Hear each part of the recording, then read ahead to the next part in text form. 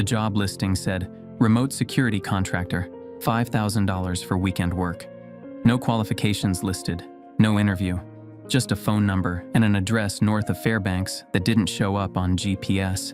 I called because my bank account was at $230 and my ex-wife's lawyer had stopped returning my messages. I called because I had nothing left to lose. I want to be honest about what I was when I dialed that number. Sitting in my truck outside a Fairbanks pawn shop where I'd just gotten $60 for my father's watch, I told myself it was probably a scam. Mystery job, no qualifications required. Cash for a weekend in a location that didn't exist on any map. In the old days, before the discharge, before Sandra left, before the accident, I wouldn't have called. The old days were gone.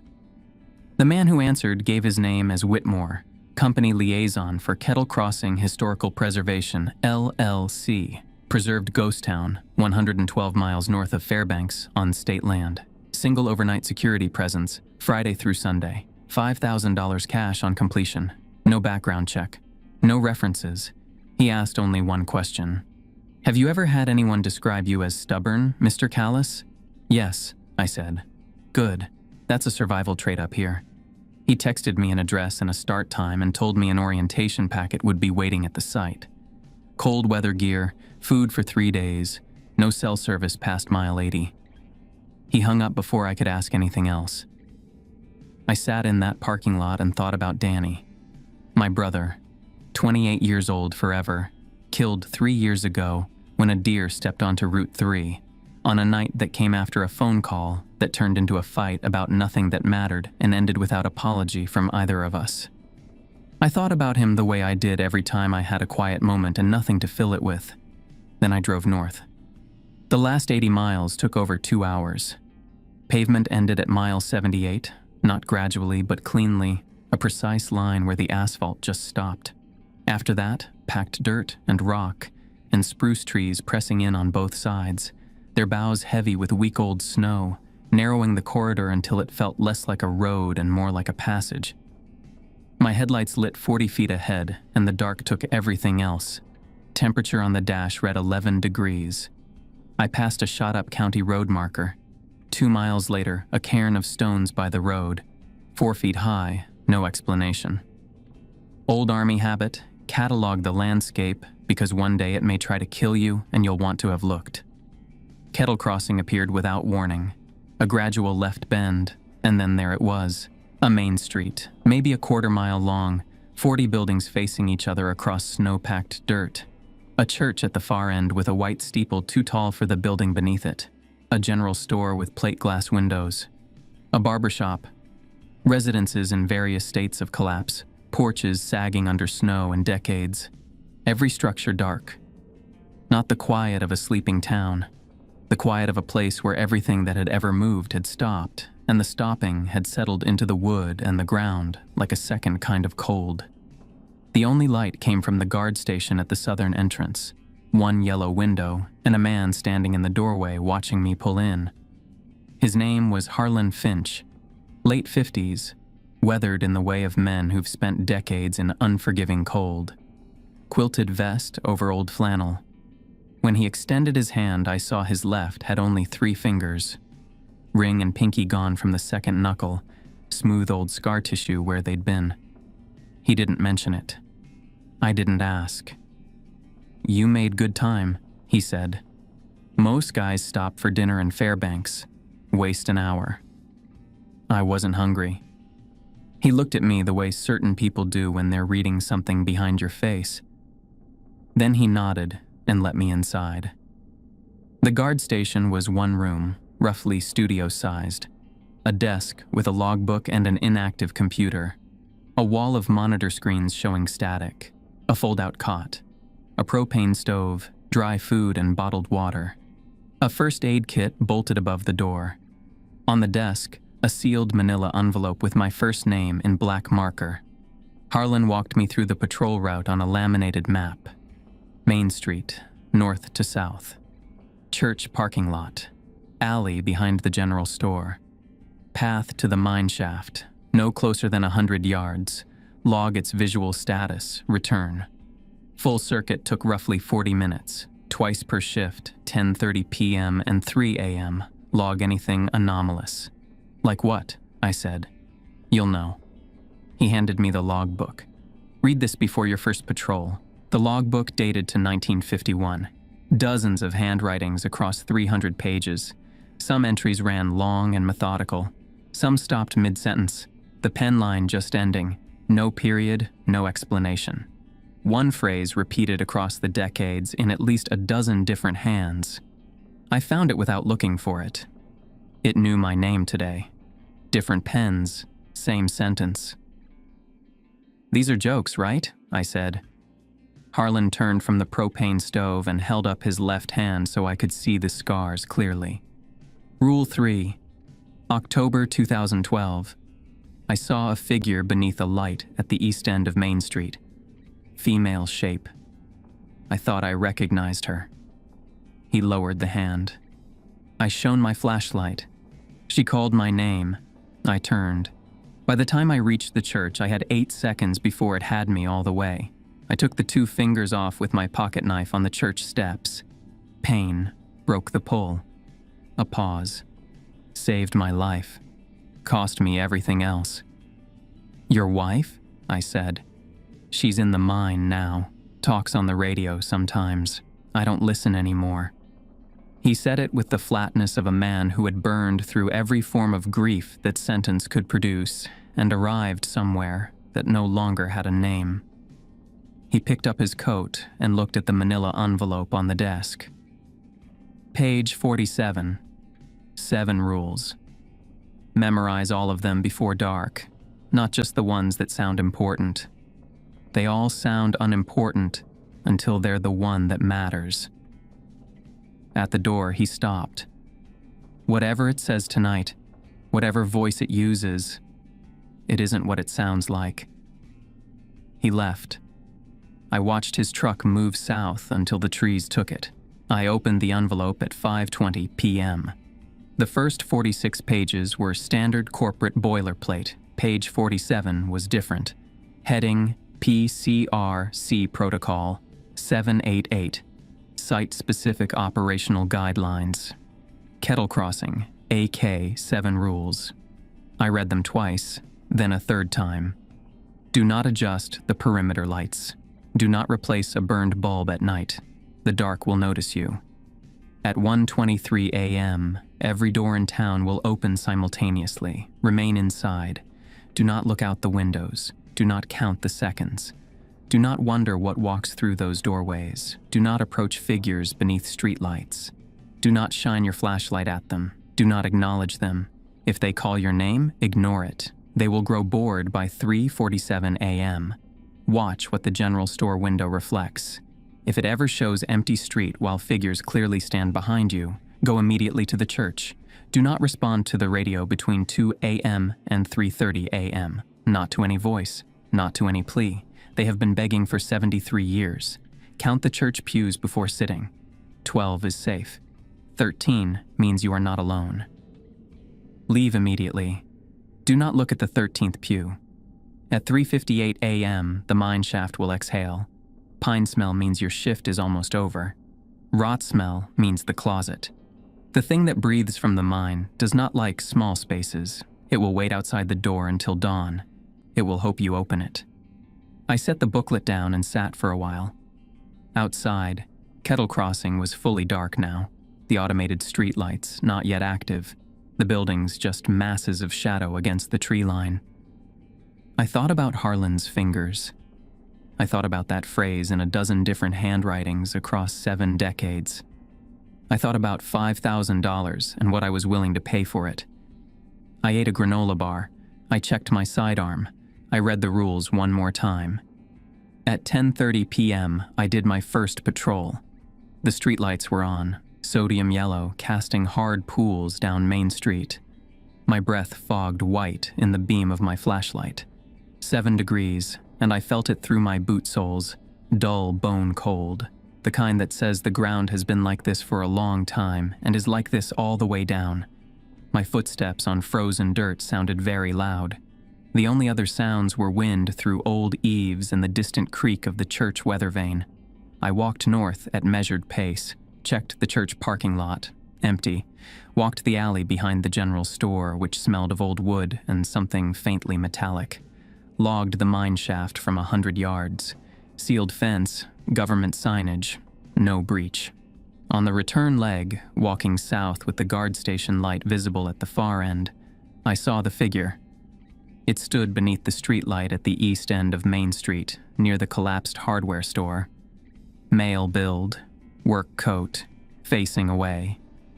Completely still in the way people only stand when they don't know they're being watched, or the way things stand that have learned to imitate that. My hand went toward my flashlight. I stopped it. Rule 3. Don't shine the light. Don't acknowledge. Continue without changing pace. I walked. My heartbeat was loud enough to feel in my throat. The figure did not move. I kept my eyes forward, tracking it in peripheral vision, the way you watch something dangerous without giving it your full attention. I reached the guard station and went inside and wrote, 10:52 p.m. Figure observed beneath light 7, East Main. Did not approach, did not respond. Figure stationary. I stared at that for a while, then I made coffee. At 11:45 p.m. the radio came on. I hadn't touched it. Old analog unit mounted to the wall, the kind you'd see in a 1940s photograph, silent since I'd arrived. Now it clicked on all at once, fully engaged, like someone had thrown a switch. Static, then voices. A woman. Is anyone there? We've been waiting so long. A man complaining about a stove. The left burner running cold. A letter written to the manufacturer. No answer. Children laughing, their voices overlapping the way they do during a game only they understand. Normal family conversation, normal daily friction. From 1951. They didn't sound frightened. They didn't sound aware that anything was wrong. They sounded like people inside on a cold night, waiting for tomorrow. The way people do when they don't know tomorrow isn't coming. I logged it. I checked the perimeter lights through the window without opening the curtain. All on, all functional. The voices blurred into layered static around 12:20 a.m., and I sat with them in the dark, just present. At 1:23 a.m., every door in Kettle Crossing opened. The sound was massive, 40 buildings, every door hitting its stop simultaneously, one enormous wooden concussion that rolled down Main Street and came through the guard station walls like a physical event. I was on my feet with my hand on my sidearm before I'd processed it, muscle memory saying incoming before my mind said Rule 2. I sat back down, both hands flat on the desk, eyes on the wall, did not look at the windows, did not count. I thought about my father's watch. Him buying it in Anchorage when I was 9, saying it would be mine someday. I wore it every day for 15 years and sold it this morning for $60. I held that thought like something to grip. At 1:24 a.m., every door slammed shut.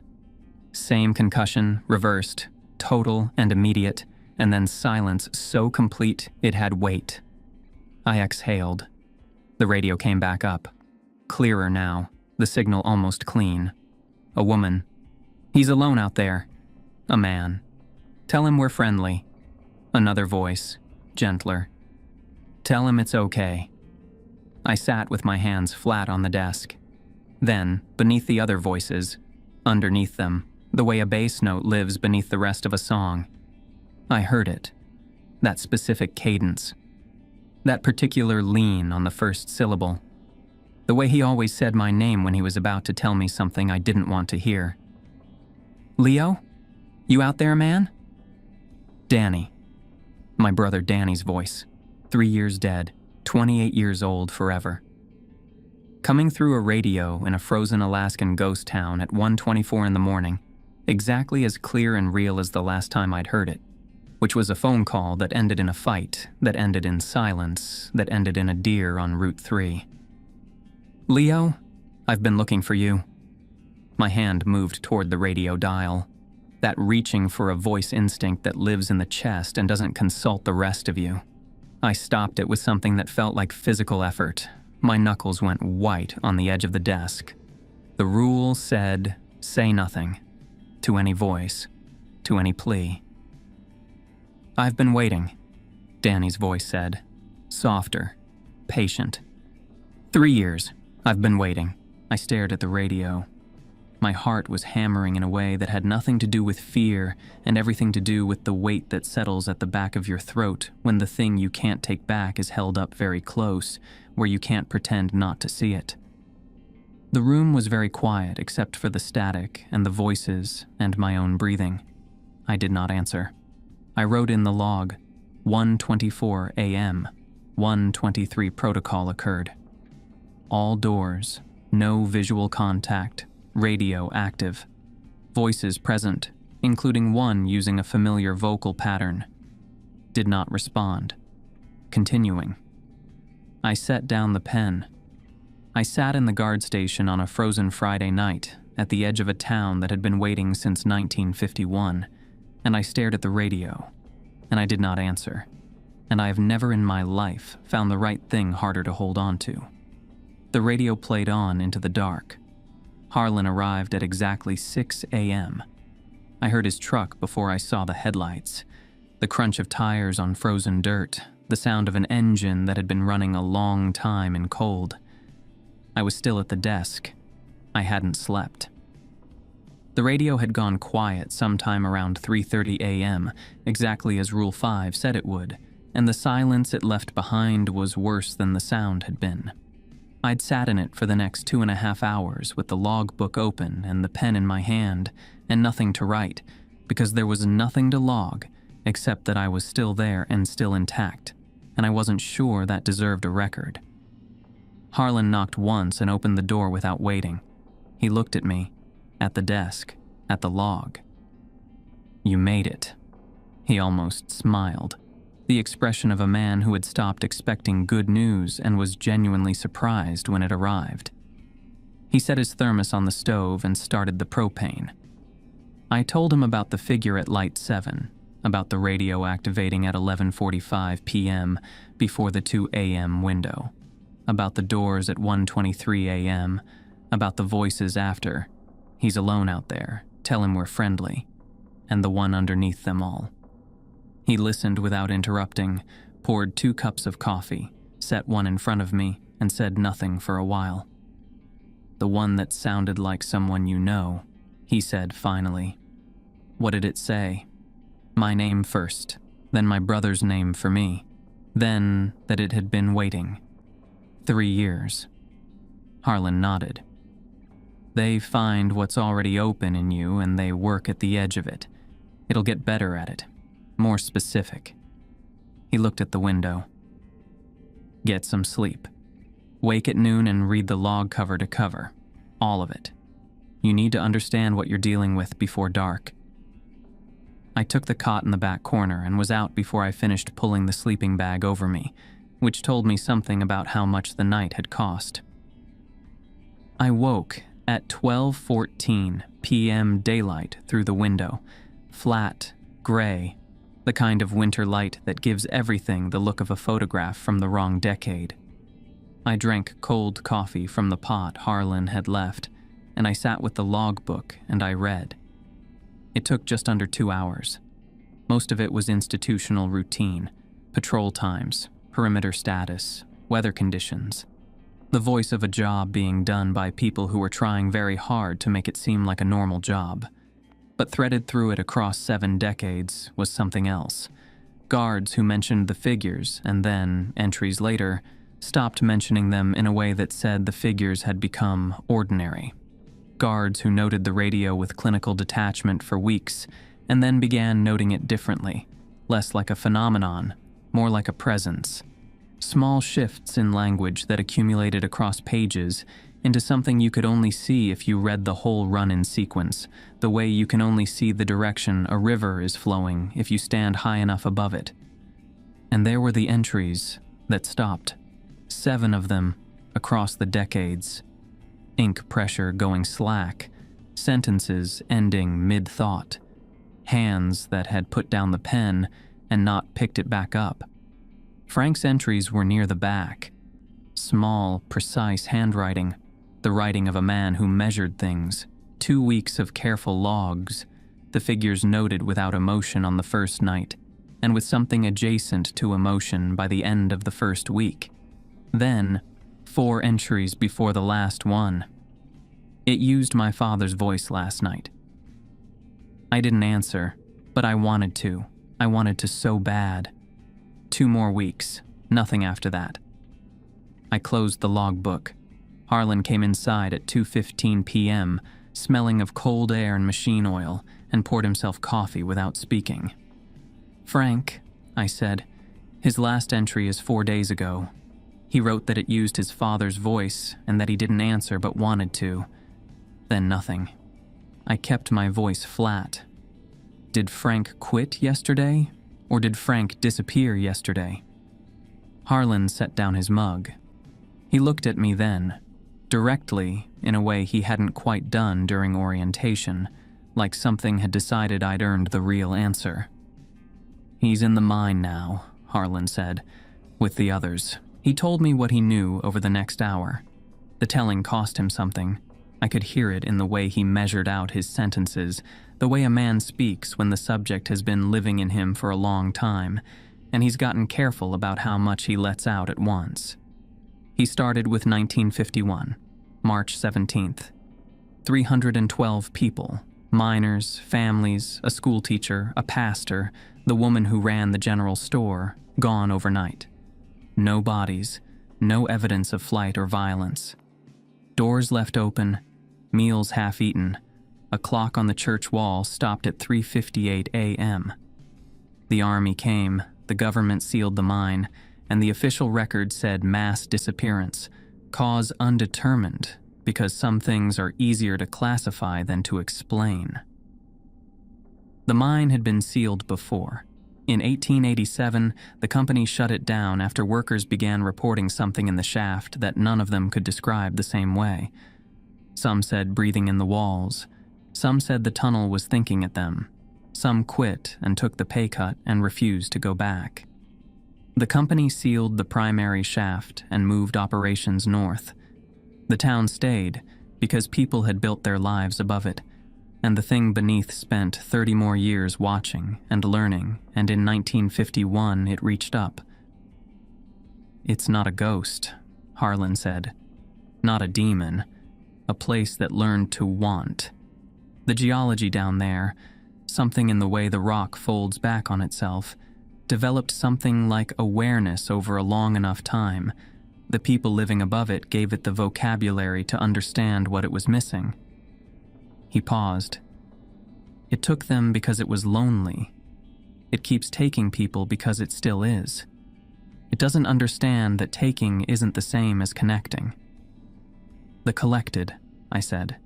"The 312. They don't know they're dead.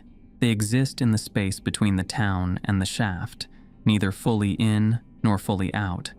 When the stillness sends them up, it's because it wants to try again. And the voices on the radio are them too, talking the way they talked in 1951 about the things they talked about then. They don't know anyone is listening. They don't know how much time has passed." "How many guards?" I said. He was quiet for a moment. 14, since I started. Some left before it got them. Some didn't." He held up his left hand and looked at it with the expression of a man examining a bill he's already paid and can't dispute. "It takes them the same way. A voice they recognize. Someone they lost. Someone they never finished with. It finds the grief that's still open and it walks right through it." He lowered the hand. "My wife calls my name every night. Has done for 11 years. I hear her begging me to come find her, telling me it's warm, that she's not alone anymore.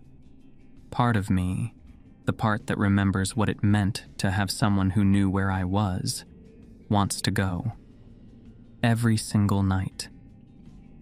He held up the maimed hand one more time, turned it so I could see the scar tissue clearly. "This is what it costs to resist. What are you willing to pay?" I didn't have an answer.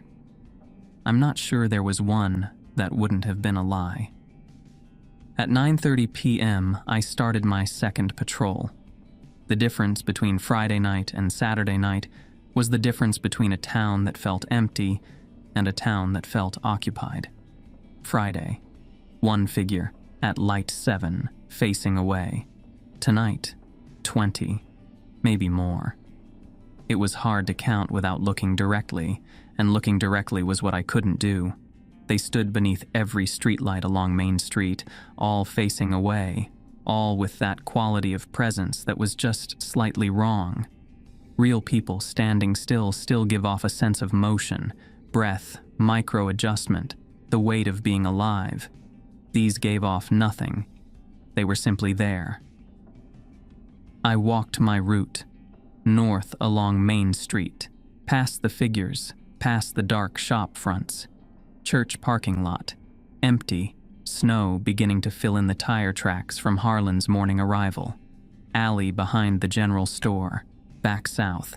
At 10:15 p.m., passing the general store, I made the mistake of looking at the window. I hadn't meant to. Movement at the edge of vision caught me, the suggestion of it in the glass, and before I'd made a decision, my eyes moved to the reflection. Main Street behind me. Empty. Not a figure anywhere. Just road and snow and the yellow pools from the streetlights, and nothing standing in any of them. I turned. 20 figures stood on Main Street facing me now. Every one of them turned. All at once. Facing me. Rule 4. Proceed immediately to the church. I walked. I did not run. I was aware of them behind me the way you're aware of a height at an edge. Not looking, but knowing exactly where it is. The church door was unlocked. I went inside, stood in the dark nave and breathed carefully for 30 seconds. Then I found the pew count by feel, running my hand along the rows in the thin moonlight through the stained glass panels. 12. I sat in the second-to-last pew and stayed until 11:30 p.m. Nothing shifted inside the church. No sounds, no change in temperature, no sense that 12 was becoming 13. I sat in the dark of a building 73 years empty and counted the quiet, and reminded myself that quiet was not the same as safe, but it was what I had. Back at the guard station at 11:45 p.m. The radio came on at 2 a.m. exactly, as if the previous night's early activation had been a rehearsal, and this was the performance. It was louder, not in volume only, but in presence, the voices carrying a weight that made the walls feel closer. A woman. He's scared. A man, unhurried. They're always scared at first. Another woman. Tell him it's okay. Then more, layered, building, and through the center of them, cutting clean. Leo? Danny. Every detail right. The slight roughness at the back of his voice that he'd had since he was a kid and never lost. The specific way he raised the pitch at the end of my name. I've been waiting. 3 years. I need you to know. I forgive you. For that morning. I never blamed you. Not for a second. You know that, right? My hands were flat on the desk. I pressed them harder. Come find me. I'm down here with the others. It's warm. It's not alone. You hate being alone, Leo. You've always hated it. Come down. It's not so bad. Come find me. The thing was, it wasn't wrong. About the being alone. That was accurate in a way that nothing fraudulent should have been able to manage. Danny had known that about me. That particular knowledge that only comes from years of proximity, from being in the same rooms, from being the person someone calls when there's no one else to call. The voice on the radio had that knowledge, and it used it precisely, and my hand moved toward the dial and I stopped it, pressed it flat on the desk, held it there until my heartbeat steadied. I sat until 3:30 a.m. when the radio went quiet. Then I counted what I had instead of answering. $5,000 if I made it to Monday. 7 rules I knew by heart. Frank's last entry still visible in the open logbook. I didn't answer. But I wanted to. I wanted to so bad. At 3:58 a.m., the warm wind came. The temperature shifted first, the cold taking on a different quality, and then through the gaps around the door and window frames a warmth that had no business being there at 4 in the morning in November in Alaska. I went to the door and pressed my hand to the gap at the bottom.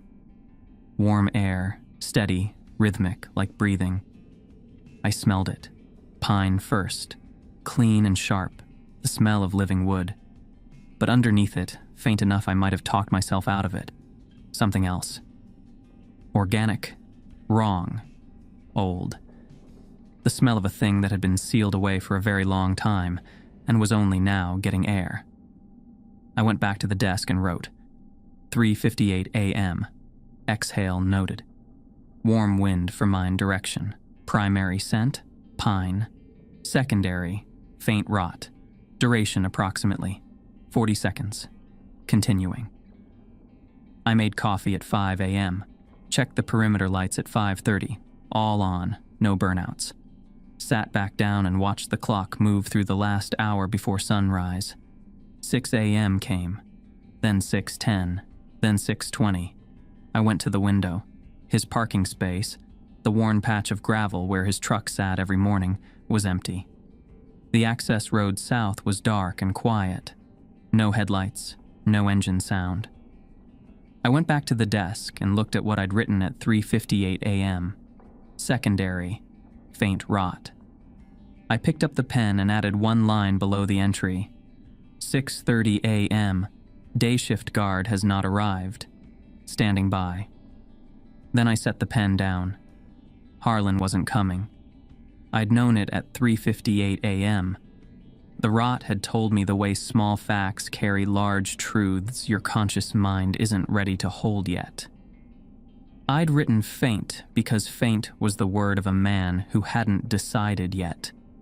But morning had come, and the parking space was empty, and somewhere between the guard station and the eastern edge of town, the mine shaft was still breathing warm air out into the cold, patient as it had ever been. Saturday was over. I gave Harlan until 7 a.m. I sat at the desk and watched the clock and told myself there were simple explanations. Truck trouble, iced road, a delay that would resolve itself without requiring anything from me. I am good at that kind of waiting. It's the same discipline that let me sit with the radio for 90 minutes the night before without answering. Wanting is what I've never been able to discipline. Waiting, I can manage for a long time. At 7:03 a.m. I put on my coat and went outside. The cold hit immediately and completely, the kind that doesn't ease into you but simply exists as a fact of the air. My breath came out in a long white plume that hung and dissolved. Main Street was empty in the early gray light, the figures gone with the dark, the way they went every morning, leaving the snow undisturbed and the streetlights still burning on their automated timers, because timers don't know when to stop. His truck was in the church parking lot. I saw it from the road, the same battered pickup, parked at an angle like he'd come in fast and not cared about straightening up. Driver's side door unlocked, keys in the ignition, his thermos in the passenger seat, stone cold when I unscrewed the lid. No Harlan. I stood in the lot and looked at the ground. Fresh snow, maybe 2 inches overnight, not enough to cover tracks, just enough to soften their edges. Boot prints led from the driver's door, across the lot, north along the church wall, and then east, toward the edge of town, toward the mine. I followed them. The prints were steady and unhurried. He hadn't run. He hadn't stumbled. He'd walked the way you walk when a decision is complete and there's nothing left to negotiate with yourself about. I knew that walk. I'd walked it myself once, the morning I handed in my weapon after the incident at Fort Wainwright, the last day before the discharge paperwork was signed and the chapter closed. The mine shaft was at the eastern edge of town, past the collapsed equipment shed, down a short slope where the spruce trees thinned and the ground changed from packed earth to scree. I had patrolled to the 100-yard perimeter every night and logged it without ever truly seeing it. The way you log a thing dutifully without letting yourself look at it. The fence was chain link, 8 feet high, topped with rusted barbed wire. Government signs bolted at intervals: danger, keep out, U.S. scuffed property, oxidized to dull brown, the lettering barely readable. The signs had been there long enough that the weather had become part of them. A section of the fence had been peeled back, not cut, folded away from the posts in a slow curve that suggested sustained pressure from the inside, applied over a long time, patient and consistent. An opening just wide enough for a man to walk through without ducking. Harlan's boot prints went through it.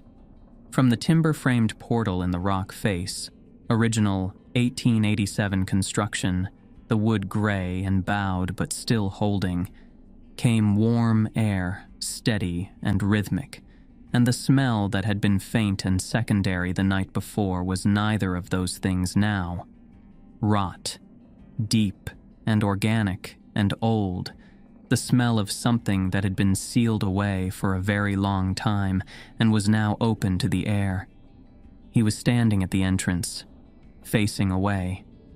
I recognized his vest, his posture, the set of his shoulders from 2 days across the guard station desk. I stopped at the fence opening. "Harlan." He turned. His eyes were present, not blank, not vacant, but the quality of what was in them had changed. Distant and glassy the way water goes when the surface stills completely. Underneath that stillness, something that looked almost like peace. The specific peace of a man who has put down something he carried for 11 years and found that his arms still work fine without it. "She called my name," he said. Same flat delivery, same short sentences. 47 times over 11 years. I counted the first year and then stopped because counting made it worse. But I always knew the number. A pause. Last night was 48. "Come back," I said. "Get in the truck. We drive south. No. Simply without heat or anger. I'm done being alone up here." He looked past me at something I couldn't locate. "She's been waiting 11 years. That's long enough." He almost smiled, the same near smile as when I'd made it through the first night, the expression of a man who had stopped expecting good things and found one anyway. "You follow the rules, Leo. Better than most. Better than me in the end." He walked into the dark of the portal. I watched until I couldn't see him anymore, which took about 4 steps. I did not follow. I walked back to the guard station with his thermos in my hand because I'd picked it up without deciding to and then didn't know what to do with it. I set it on the desk next to the logbook, wrote 7:40 a.m. Day shift guard Harlan Finch has entered the mine shaft. Did not follow. Assessing options. I went to my truck, turned the key. Nothing. Not the weak clicking of a low charge, but absolute silence, as if the battery had simply ceased to exist as a functional object. 3 more tries. The same silence. I got out and stood in the cold and accepted the information. I was not leaving until Monday morning. The emergency radio channel gave me static. My phone had no signal. Not a weak bar. Nothing. I went back inside, made coffee, and opened the logbook for the 3rd time in 2 days, because it was all I had, and reading it the first time had kept me alive. I found the 1987 entry on the 3rd pass through the middle section. A guard named D. Reyes, careful looping print.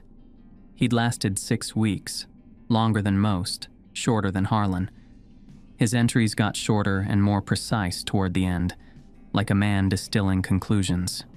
The entry read, "What the company orientation doesn't tell you, and what I've had to figure out myself, the stillness doesn't want to kill you. If it wanted that, it would have done it already. It wants to keep you. Present, aware, choosing to stay. Killing you would end the experience. So instead, it makes itself understandable. Sympathetic. It finds the grief that's open in you, and it offers exactly what that grief needs to hear, and it waits for the understanding to become agreement, and below that, in slightly different pen pressure, written on a separate occasion, the stillness doesn't want to kill you. It wants to keep you. That's worse. I sat with that for a long time. I thought about the word keep and what it meant, and whether being kept was different from belonging, and whether belonging was what I had been missing for 3 years or something smaller and more specific. An apology that hadn't been delivered, a conversation that had ended wrong and could never be corrected. I thought about Danny, about the Tuesday morning, about I never blamed you, the most precisely targeted thing the radio could have offered to a man who had spent 3 years in the silence that follows the last words between two people. The afternoon light went gray and then went dark. I ate what was in the cabinet. I checked my sidearm. I read the 7 rules one more time, even though I knew them, because reading them had become the closest thing I had to a ritual. At 8 p.m., I looked out the window and Main Street was full.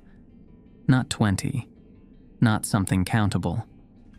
Hundreds of figures, both sides of the street, every streetlight, and in the dark spaces between the lights, visible as shapes where shapes had no business being.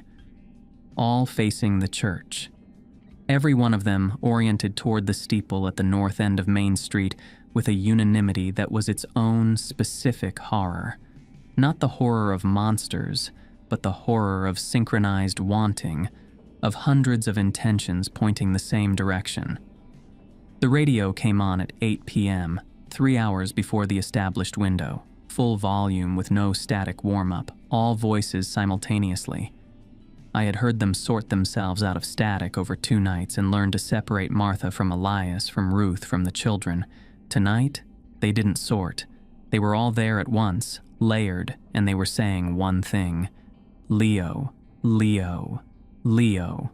Not calling, murmuring, the way you repeat a word until it loses its meaning and becomes only weight and intention. I put on my coat. I put the folded rules in my chest pocket. I went outside. Walking through them was the worst part of the entire weekend. There were hundreds between me and the church, and none of them turned, and none of them looked at me. All still facing north, all still murmuring, and I walked down the center of the street with my flashlight off, and my pace even, and my eyes forward, and they did not move, and the sound of my own footsteps on the frozen ground was very loud against their silence, and that contrast, my noise, their stillness, was the most frightening thing I had experienced in 3 days. I reached the church at 9 p.m., pulled the door shut, stood in the dark until my eyes adjusted, moved down the aisle and counted the pewbacks with my hand. 12. I sat in the second-to-last pew. The quiet tonight was different, not empty building quiet, but the quiet of a space that knows it is being quiet, that is maintaining the silence deliberately. I sat with my hands on my knees and the rules folded in my pocket, and I waited. At 9:47 p.m., the air behind me changed. Not a sound. A quality of the space at my back acquired an occupant, a shift in how the air held itself, the sense of a room changing when someone enters it. I sat still. I did not turn around. I counted the pews again from my position, forward and back, carefully. 12, which was what I had counted before. The presence did not leave. I stood. I turned toward the back of the church and counted from the door. 13. The last pew, the one against the back wall, closest to the door, was there. Same weathered wood, same gray-brown patina, same age as the others. It had simply not been there before and was now, or had always been there, and was only now present to me. The rule didn't distinguish between those possibilities, and neither did I. Rule 6. Leave immediately. Do not run.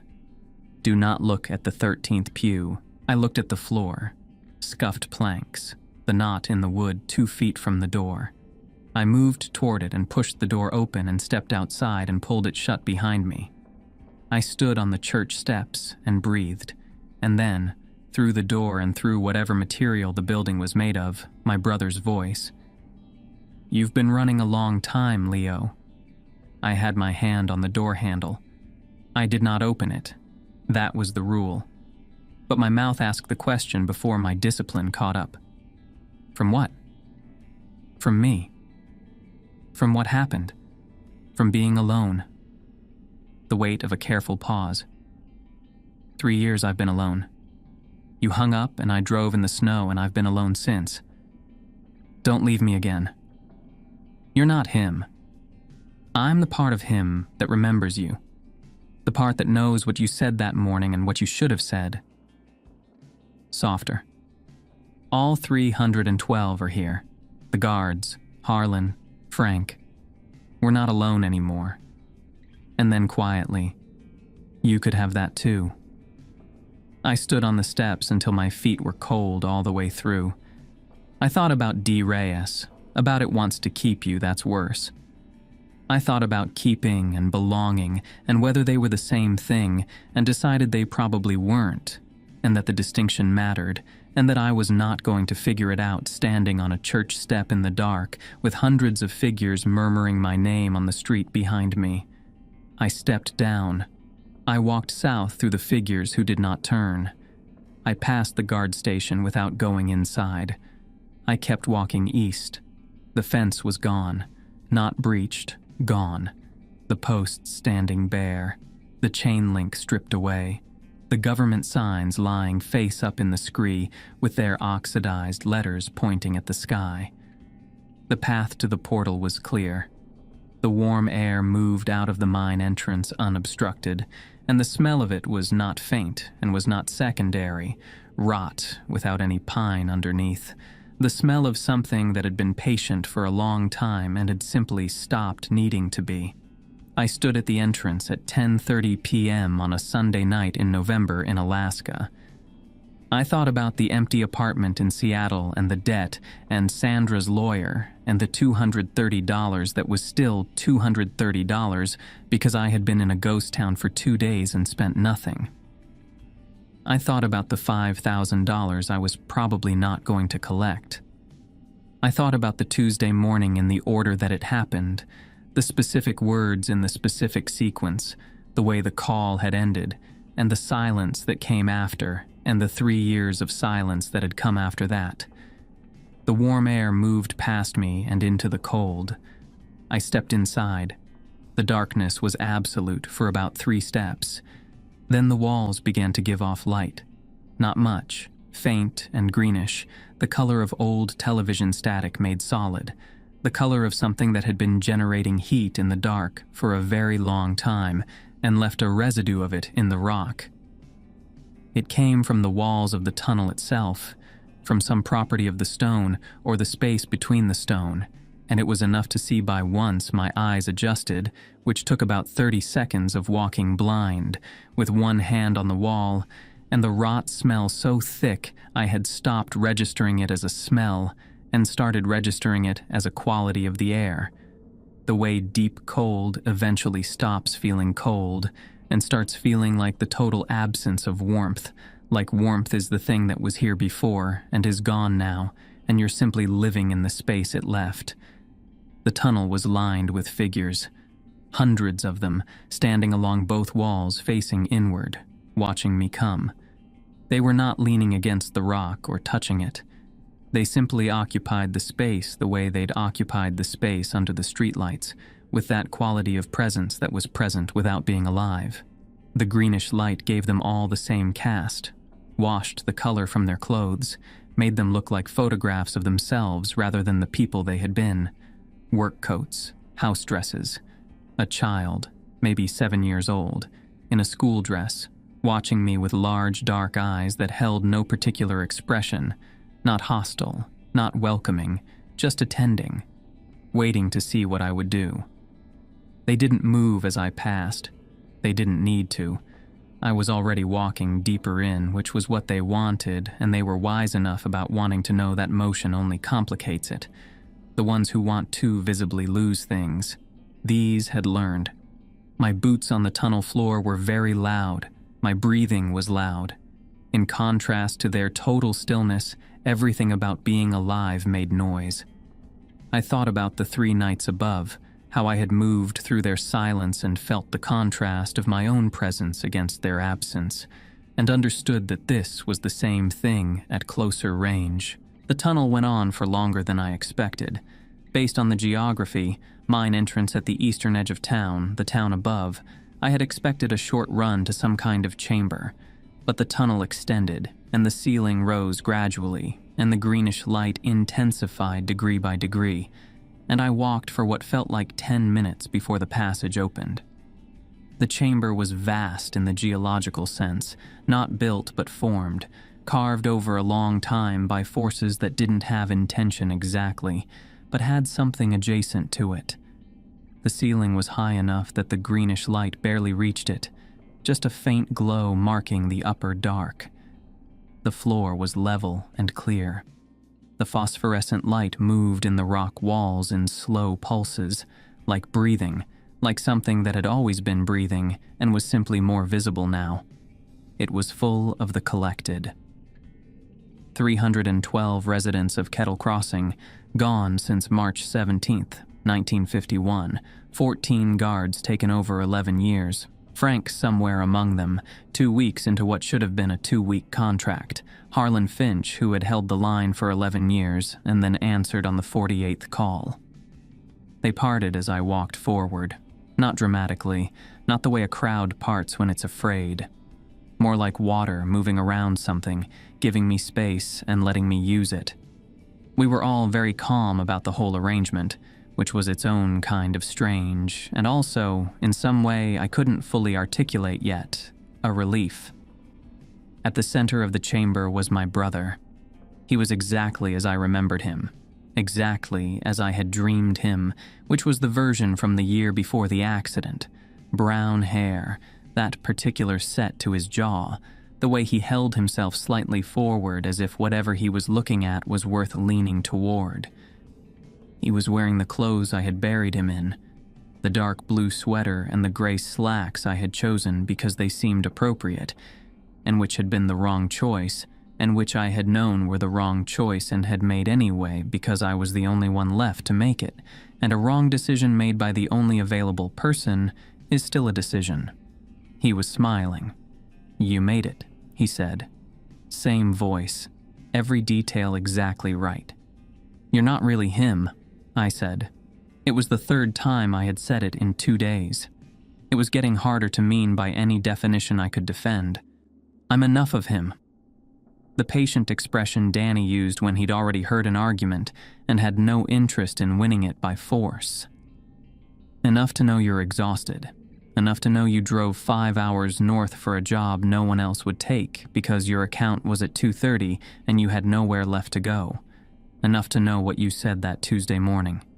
A pause. "And what you meant to say instead. Both." I didn't answer. Around us the collected stood in their quiet hundreds. Martha, small, a housecoat, hands folded in front of her. Elias beside her, taller, patient. Ruth a few feet away, younger than I'd expected from her voice, maybe 25, watching with the same stillness they all had.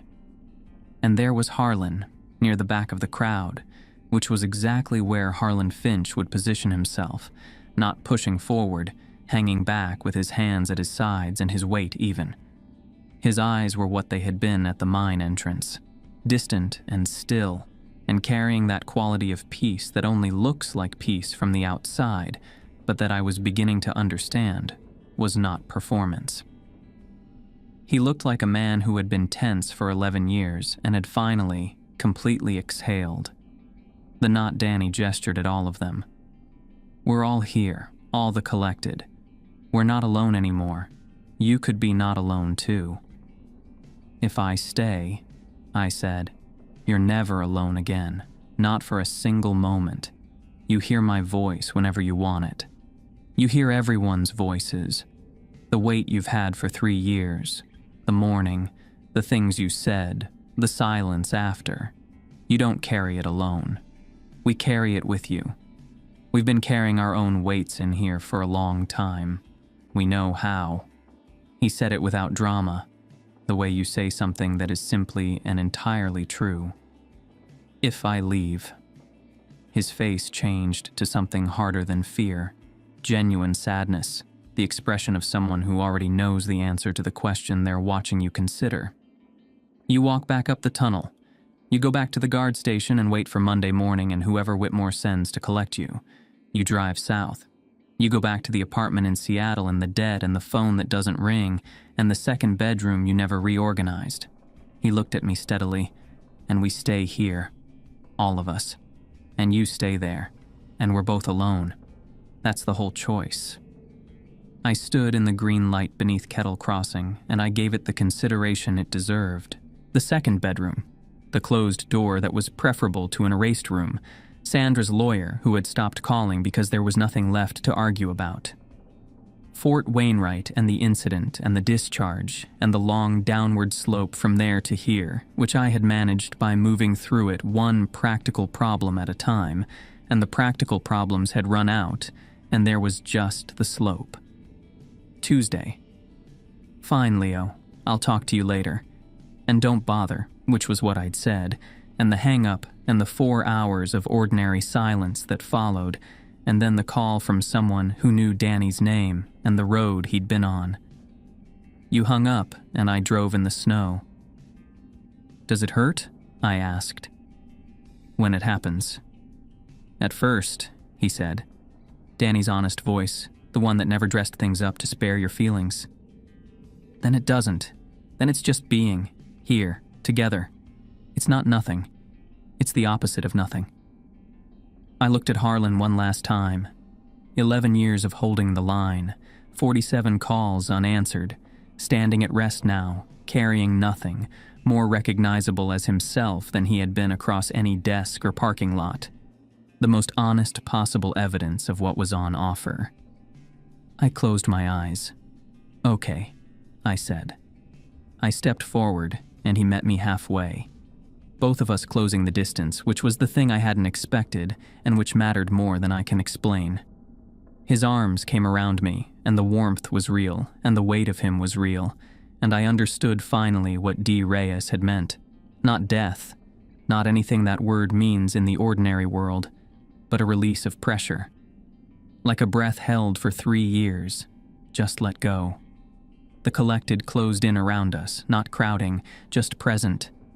Their presence a sound below sound, a warmth below warmth, the particular quality of being surrounded by people who are not performing attention, but who simply know that you are there, not alone, not observed, known, held in the ambient knowledge of a space that had learned to want company and finally had enough of it to be at rest. The weight of Tuesday didn't disappear, but it distributed. Things held by more than one pair of hands are different, even when they weigh the same. The chamber was warm and green-lit and full of the sound of 312 voices that had been waiting since 1951 and were not waiting anymore. For the first time in 3 years, I was not alone. There is a Monday morning after every Sunday, even in Kettle Crossing. At 6 a.m., a truck came up the access road from the south, engine cold running, tires crunching frozen dirt, the sound of a shift changing. The guard station was empty, stove cold, Harlan's thermos still on the desk where I'd set it Sunday morning, the logbook open to the last page, the last entry, in handwriting that was not mine and not Harlan's, and was not any of the dozens of hands that had filled those pages since 1951. He's home now. Tell the next one we're waiting. L. The new guard's name was Tyler, 26 years old, the lean that comes from not having enough to eat, the eyes that had stopped expecting good news but hadn't fully given up. He found the empty station, the cold stove, the open logbook, and he stood in the doorway for a long moment reading the last entry, Then he sat at the desk, found the orientation handbook in the drawer, and opened it to page 47. He read the 7 rules twice. He looked out the window at Main Street, all the buildings dark, all the doors closed, the streetlights still burning on their timer. He found the coffee and made a pot and sat back down and looked at the logbook entry one more time. The radio came on at 11:45 p.m., not the 2 a.m. window. Early, the way it was always early on the first night for someone new. A preview, a hello. Static first, then voices through the static. Dozens of them, layered, talking about ordinary things with the ease of people who are comfortable and have no particular place to be. Martha asking about dinner. Elias and a truck he needed to look at. Children arguing about something small and urgent the way children do. And then a new voice. One that had not been on this radio before Friday. Male. Calm. The tone of someone who has been somewhere difficult and has arrived somewhere else. First night's the hardest. The silence gets to you before anything else does. Tyler looked up from the logbook. His coffee had gone lukewarm. "You've got the rules," the voice continued. "Stick to them. They work if you work them." Tyler looked at the radio. He looked back at page 47. "Do not respond to them." He did not respond. "My name's Leo. I did your job this past weekend. I know what it feels like to sit in that station and listen to a town that sounds empty." A pause. "It isn't." Tyler's hand moved toward the dial. Stopped. "Smart," Leo said, in the tone of someone who remembers making the same choice. Rule 5. Tyler sat back. He looked at the logbook entry. "He's home now. Tell the next one we're waiting." And he thought about what it meant, and the thinking slid away from him the way thoughts do when you are tired, and it is late, and there is a voice on the radio that sounds warm and unhurried, like company in an empty place. "What happened to you?" he said, quietly, almost to himself. A pause that had the weight of a real answer being chosen carefully. "I stopped being alone." The static settled. The voices returned, all of them, layered, warm, the long roll of everyone the stillness had ever kept. Tyler sat with the rules in front of him, and he listened. And the listening was easier than the silence had been, and that was the thing he should have noticed more carefully. He would, eventually. They always did. And somewhere in the frequency between the static and the voices, in the space where the collected existed and the stillness kept its long watch and the green light moved in the rock far below, something that had been Leo Grady for 36 years felt the particular warmth of not being the only one in the room. And in the space beside him, close as a hand on a shoulder, close as a voice through a door, he thought he could almost hear his brother laughing.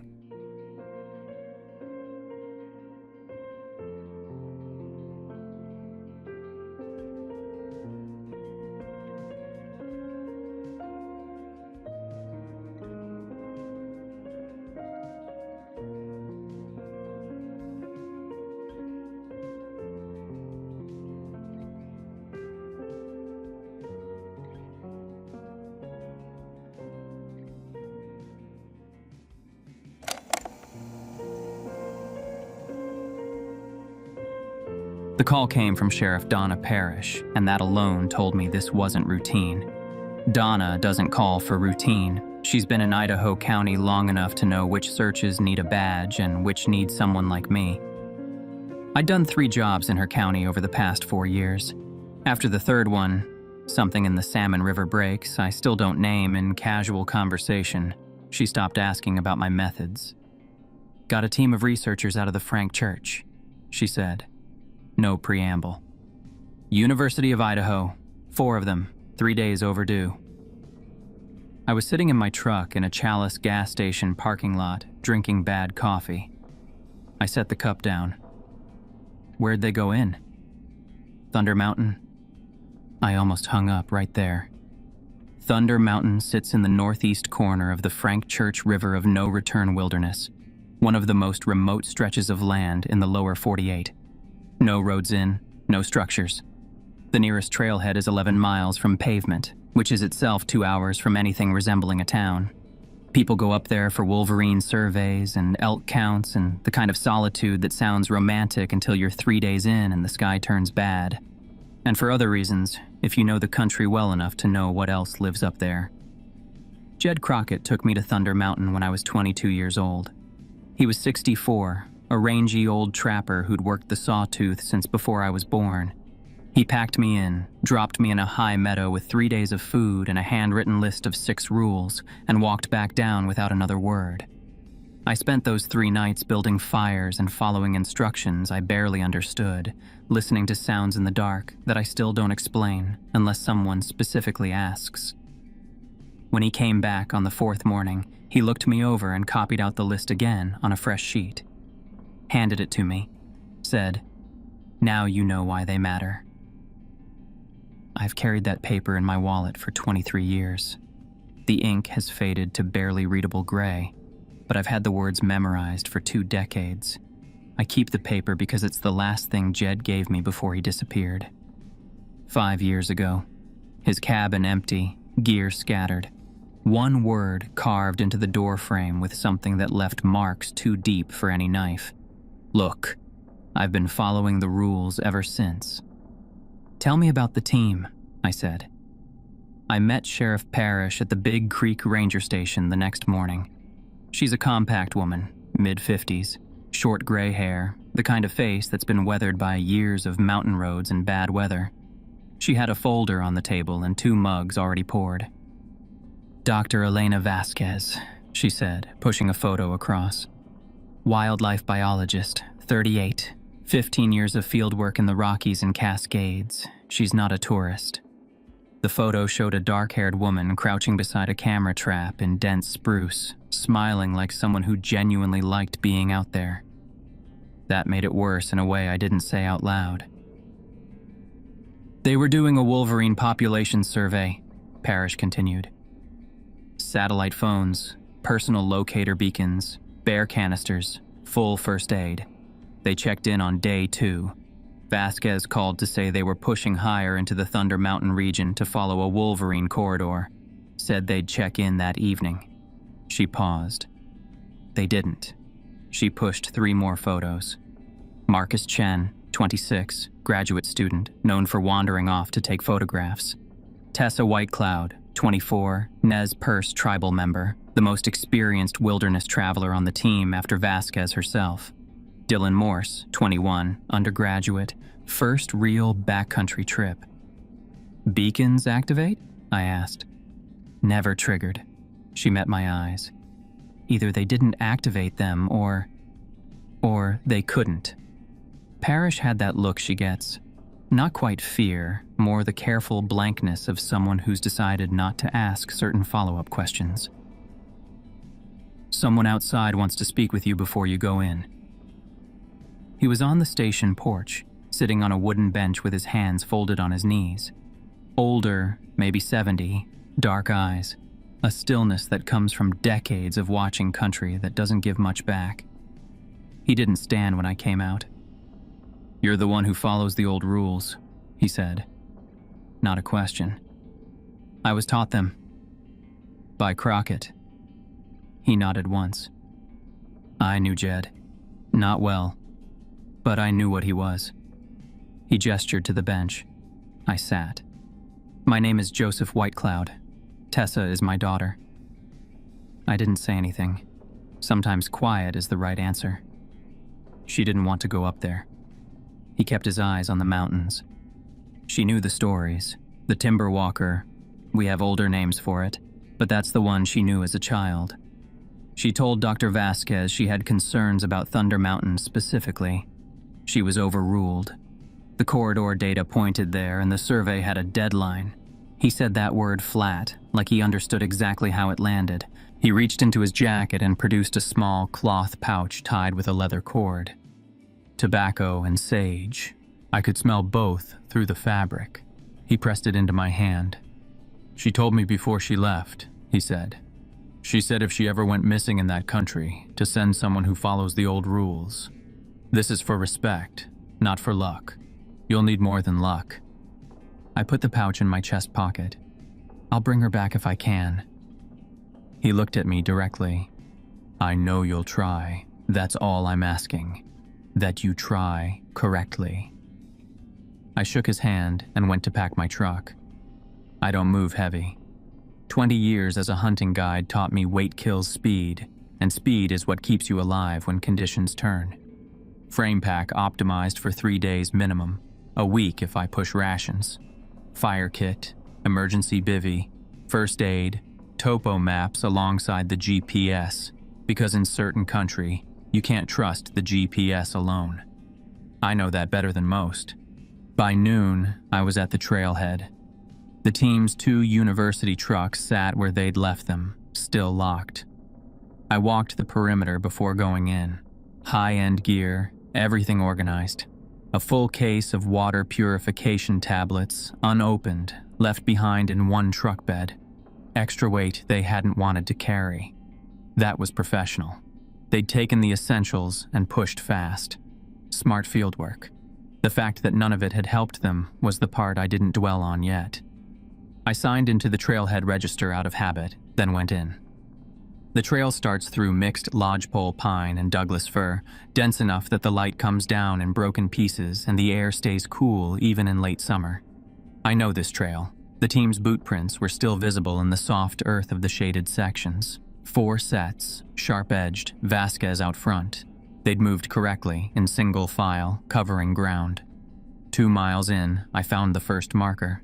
About 15 feet off the trail, in a small clearing where a downed lodgepole had opened the canopy.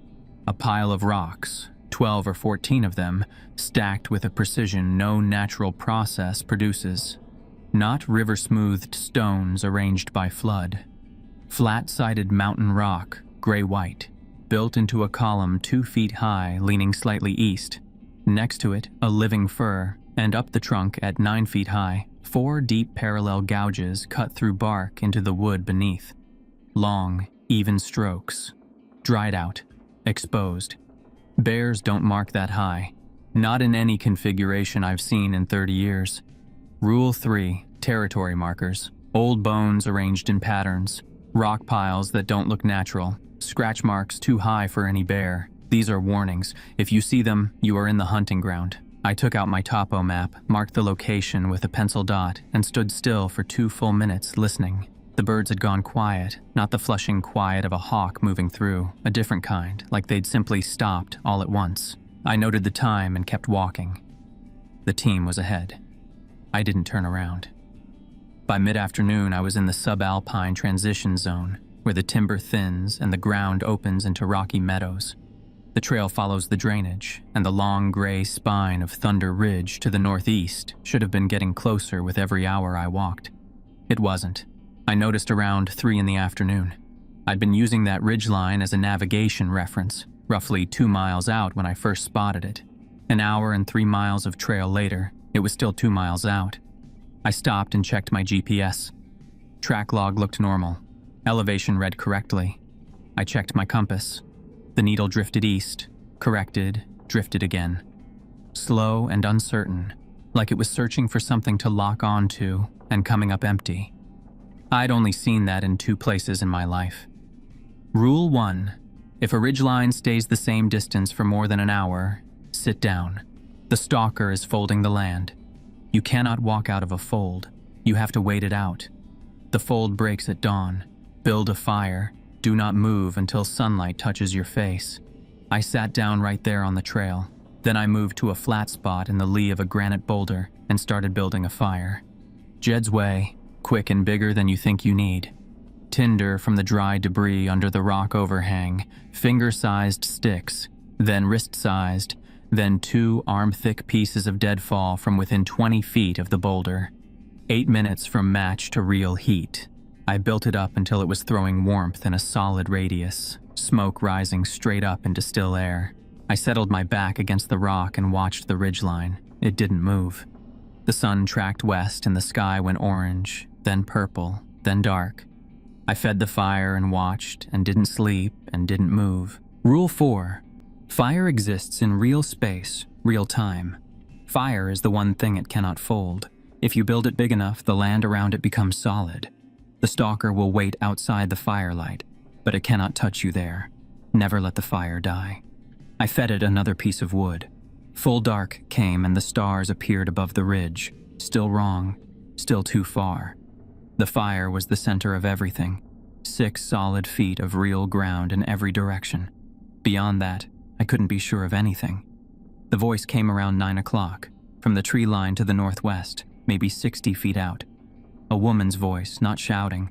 The volume you use when you're hurt and calling for someone you hope is close. Caleb, help me. I'm lost. I went completely still. The fire popped. It had the right register for Elena Vasquez. A specific pitch, slightly accented, rough in a way that could have been cold or exhaustion. I'd never met the woman, only a photograph and Parrish's description.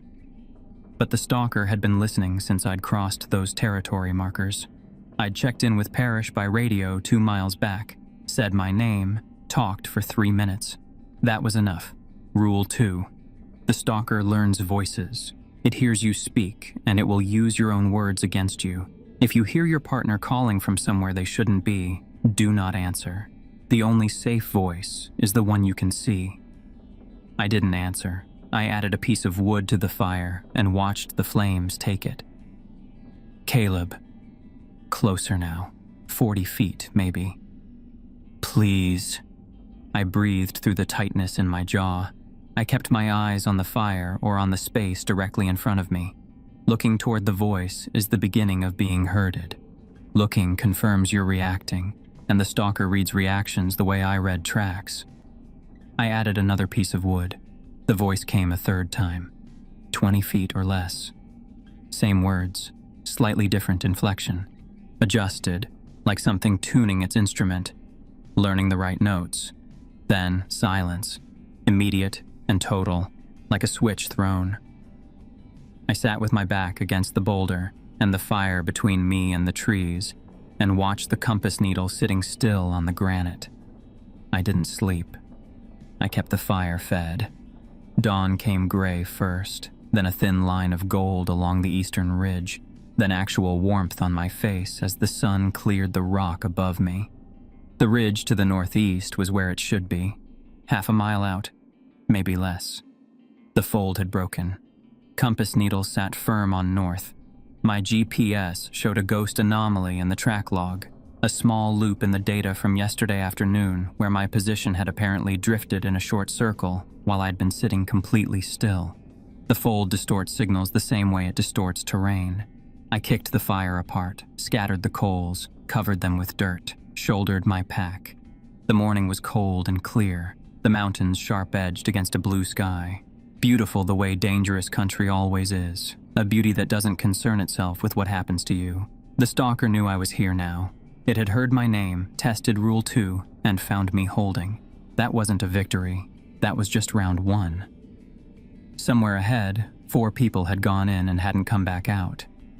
One of them had grown up hearing what lived in this high country, in languages older than the trails I was standing on. She'd been afraid. She'd gone in anyway because corridor data and fieldwork logic and a survey deadline had pointed there, and that kind of ordinary reasoning doesn't leave room for the other kind of knowledge. I thought about Joseph Whitecloud on that porch bench, hands folded, watching the mountains. I kept going. The rules were in my chest pocket, folded behind the tobacco and sage. I didn't need to read them, but I was glad I still had them. I packed up camp at first light and moved. The ridge that had sat frozen on the horizon all night was where it should have been by the time I crested the second drainage, close enough that I could read the broken tooth of a granite outcrop that showed on my topo map as a reliable landmark. The fold had dropped with the dark the way Jed always said it would. Dawn breaks it. I'd proven that at 22, and again now at 45, and the proof didn't feel any more comfortable the second time. I ate a protein bar while I walked and didn't think about the voice that had called my name 3 times in the dark. Thinking about it doesn't help. Cataloging it does. I ran it through Rule 2, confirmed I'd applied it correctly, and filed it away. The stalker knew I was here. That was the thing I had to work with now. The trail climbed through the first hour. Lodgepole and fir thinned as the elevation rose, giving way to subalpine fir and then scattered whitebark pine, the kind that grow at angles from the wind and have bark like old scales. The ground shifted from soft duff to frost-hardened rock. The sky was deep cold blue and the air smelled like stone and pine resin. Rule 5 sat at the back of my head the whole way up. The stalker hunts above the tree line. Open ground is its killing floor. Get below the trees. But the team had gone up. Their tracks were still there in the sheltered sections. Vasquez's tread out front, the others behind her in single file until the trail opened and the footing turned to rock. Above the last stand of white bark, the tracks scattered. 4 sets of prints, 4 different directions, all at once. I crouched over the last clear prints and read what the ground was telling me. They hadn't stopped and made a decision. The stride had lengthened suddenly. The toe had dug in. They'd been running. All of them, at the same moment, out of the timber, in different directions, the way deer bolt when a predator breaks cover. Not a plan, just panic and motion in whatever direction felt open. Jed's voice in my head. It herds. It separates. It feeds on the ones who run alone. I straightened up and kept moving. I stayed low, kept my eyes on the ground for sign and on the ridgeline for movement, and didn't stop until I found the first piece of evidence. The GPS unit was between 2 rocks, about 200 feet above tree line. Screen shattered, not from a fall, because the casing was intact. Pushed in from the front, like something had pressed a thumb through it. The unit was still on. The battery indicator blinked weakly. The display showed nothing but static where the map should have been. I set it back down. Not useful anymore, and I didn't want the weight. 50 yards on, I found the backpack. Mark Chen's. I could tell from the brand and model, which matched what Parrish had listed. The frame was intact, but one shoulder strap had been torn at the attachment point. Not cut. Torn. The contents were spread over 30 feet of rocky ground. A rain jacket, a sleeping bag liner partially unrolled, a field notebook, pages loose and frost blurred, a camera lens cap, no camera. I picked up the notebook and checked the last legible page. Field notes, dates, coordinates, Wolverine sign. Written in a cramped, quick hand. The last entry was 2 days ago, ending mid-sentence. I set it back down. The pack had been dropped mid-stride. You could tell from the scatter pattern. He hadn't stopped to put it down. He'd run out of it, or something had pulled it off him. Either way, he hadn't come back for it. His footprints continued northeast, upslope, toward the higher exposed rock, away from the trees. I found Dylan Morse at the edge of a rocky slope that dropped into the second drainage. He was on his back. That's not how people end up when they fall on a slope. When you fall, you go face down or sideways, arms out depending on velocity. You don't end up on your back with arms crossed over your chest, legs laid straight, feet together, body oriented east. I stopped 10 feet from him. He'd been dead at least 2 days. The cold had helped with preservation, but his face had gone the gray-white of skin through 2 nights of frost. He was 21 years old, and his boots were still tied, and his face was, "I've found bodies before. You develop professional distance, or you find another line of work. I have the distance." But his face was hard, eyes wide open, pupils fully dilated even in the morning light, fixed on the sky, mouth open, not slack, stretched, like the beginning of a scream that had never arrived. Whatever he'd seen in the last second, his face had locked onto it and stayed there. No wounds, no blood, no marks on the throat, skin intact. The stalker doesn't always leave marks. Sometimes it doesn't need to. I checked his pulse as formality, found nothing, and stepped back. Then I looked at the position again. Arms crossed, legs straight, facing east. Jed's old field journals described this. The stalker arranges certain kills. Not always. But when it does, The pattern is consistent. Laid out, oriented, presented. Rule 3. Not just rock piles and scratch marks. This was a marker too. Dylan had been positioned as a lure. Caleb finds the body, crouches down in the open, stays exposed above tree line while something comes down from the rocks above. I understood that the moment I heard the voice. It came from the rocks to the northeast, up the slope, 150 feet higher. A young man's voice, anxious, trying to sound controlled and failing. "Help! Someone help! I'm up here!" I went still. Mark Chen. Right age, right register. The particular sound of someone who'd been hiding and thought they'd finally heard rescue. Except the voice was coming from the northeast. Up the slope, the wrong direction entirely. I'd been tracking Mark's prints. They'd gone northeast when the team scattered, yes, but then they'd curved. By the time the pack dropped, he'd been moving east and down slope, not up. Whatever was calling from those rocks had Mark's voice, but it hadn't come from where Mark had gone. Rule 2. If you hear your partner calling from somewhere they shouldn't be, do not answer. I crouched down beside Dylan's body and stayed low and kept my eyes moving between the rocks above and the terrain around me. The voice called again, same distance, shifted slightly west, trying a different angle, looking for the direction that would pull me up slope. I didn't go. I looked at the body. I looked at the rocks. Then I looked at the ground around me, carefully, the way fire makes you look. No wood on open alpine slope. That was the problem. But I carry a small alcohol stove for emergencies. I set it up beside Dylan and lit it. The flame was small, blue and steady, but it was real. The moment it was burning, I felt that slight clarifying shift.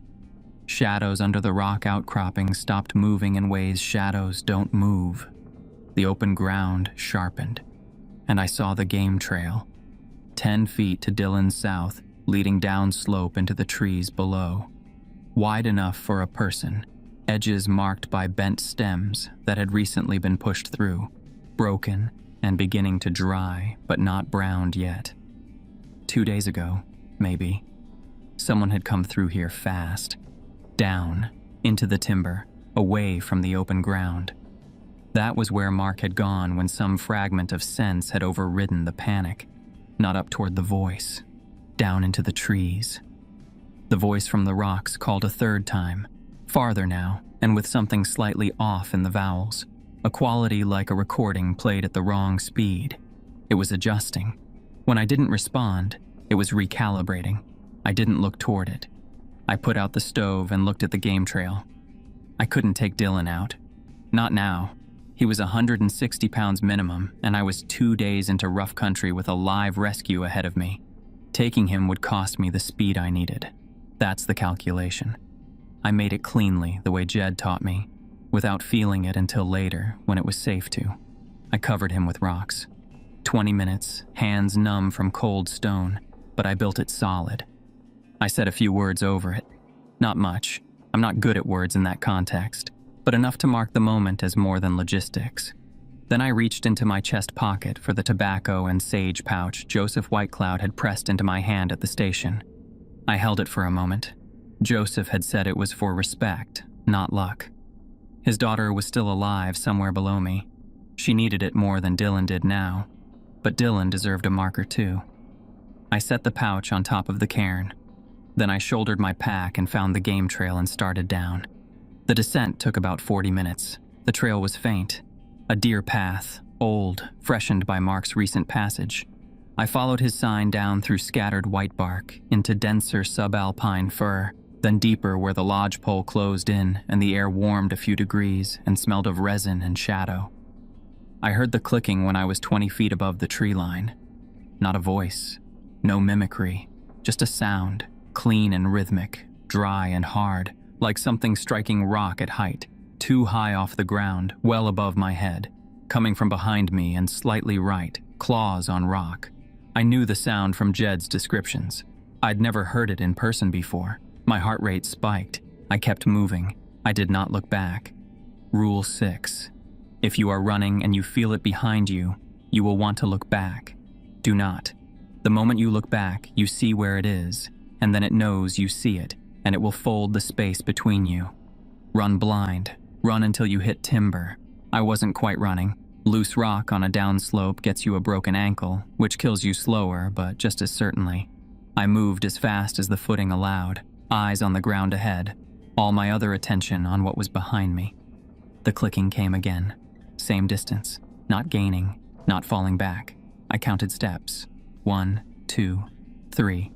Counting keeps you present, keeps the part of your brain that generates images of what's behind you occupied with something else. Jed taught me that. Count your steps. Stay in the math of it. By 100, I was in the first scattered trees. By 150, the canopy was closing. By 200, I was in dense timber, and the clicking stopped. Not faded, cut off, between one count and the next, like a switch thrown. I hit a tree trunk with my shoulder, stumbled, caught myself on another, and stood there breathing. The lodgepole was solid around me. Light filtered through in the broken pieces I'd grown up with. The air smelled like resin and cold dirt. I checked my compass, needle firm on north, real ground. I stood there for 2 full minutes, letting my heart settle from panic into something I could function in. Then I looked at Mark's sign on the forest floor. Bent stems, a partial boot print in a patch of soft earth, and picked up the trail again. The stalker had been right behind me. It had herded me off that slope and into these trees. I just didn't know yet where it wanted me to end up. But Mark was ahead, somewhere in the timber below me. So were the others, if they were still alive. I followed the tracks deeper in. I found them an hour before sunset. Mark's tracks had curved south along a dry stream bed and then cut west into a dense section of spruce where the canopy was so low and tight that the light inside was nearly gone even in the afternoon. The kind of cover animals use when something is hunting them. Right instinct. Rule 5 without knowing the rule. Get below the trees. Get into cover. I stopped at the edge of the thicket. "Tessa Whitecloud," I said. Not loud, just enough. "My name is Caleb Morrison. Your father sent me." Silence. Then a voice from inside. Low. Careful. "Say his name." "Joseph. He was on the porch at the ranger station. He gave me tobacco and sage. I left it on Dylan's cairn." Another pause. Then branches shifted and Elena Vasquez pushed through, and Tessa came out behind her. They looked like they'd been through 3 hard days in bad country, because they had. Elena was moving with a limp before I even looked at the leg. Her eyes were alert, scared, but working, still thinking, still assessing. Tessa stopped a step behind her, face contained, watching the trees instead of me, like she'd already cataloged me as safe and moved on to the next threat. "Is Dylan—" Elena started. "Yes," I said. 2 days ago, I covered him." She closed her eyes for a moment. Just a moment, then, "Mark?" "I found his pack. His tracks led into the timber. I haven't located him yet." Tessa said nothing. She kept watching the trees. The gash on Elena's left calf was 4 inches long, 2 days old, and the skin around it was warm and red in a way that had started moving toward infected. Not septic yet. Her thinking was clear, but close enough that 24 hours was the outside limit before the calculation changed. I cleaned it, packed it with antibiotic dressing from my kit, and wrapped it. She sat still through all of it without a sound. "The second night," she said while I worked. "The fold hit around midnight. The ridgeline we'd been orienting from wasn't where it should have been. My GPS was spinning. I tried to move us to lower ground and fell on the slope in the dark." She paused. Tessa knew what it was. She'd been trying to get us to come down since that afternoon. I looked at Tessa. What happened to Mark? "He heard something." She turned then and looked at me directly for the first time. "His mother's voice. She passed 3 years ago. He'd mentioned it once. He said she needed help." Something crossed her face that she put away quickly. He ran before Elena could hold him. Dylan went the other direction. We heard Dylan scream. A beat of silence. "We've been moving and hiding since then," Elena said. "We heard the clicking twice. We didn't know what it was." Tessa grabbed my arm. Her grip was strong. "My father sent you. You know the rules." "I know them." She looked at me the way Joseph had on the porch, measuring, deciding. Then she nodded. "It's been watching us all day. It's waiting for night." A pause. "It likes to play at night." The sun was 30 minutes from the ridge when I started gathering wood. The spruce thicket had good fuel around its edges, dead lower branches, dry and resinous. I gathered everything within reach and built the fire 10 feet from the largest spruce on a flat section between two exposed roots. Not a cooking fire. A Rule 4 fire, stacked correctly, built to last a full night and produce real light and real heat. When it was burning right, I positioned us. Elena and Tessa with their backs against the wide spruce trunk. Nothing could approach from behind without going around the whole tree. Me facing the most open approach between them and the dark. Elena got the job of feeding the fire. She could reach the wood pile without putting weight on the bad leg. Tessa watched the left side. I took the right and front. I told them both, feed the fire, stay awake, do not look past the firelight. Tessa nodded. Elena took a breath and nodded. "What happens if we look past it?" Elena asked. "You see things that aren't there," I said, "or things that are. Either way, you react, and reacting is what it wants." She accepted that without further question. 15 years of fieldwork teaches you to take answers that don't come with full explanations. The first hour was quiet.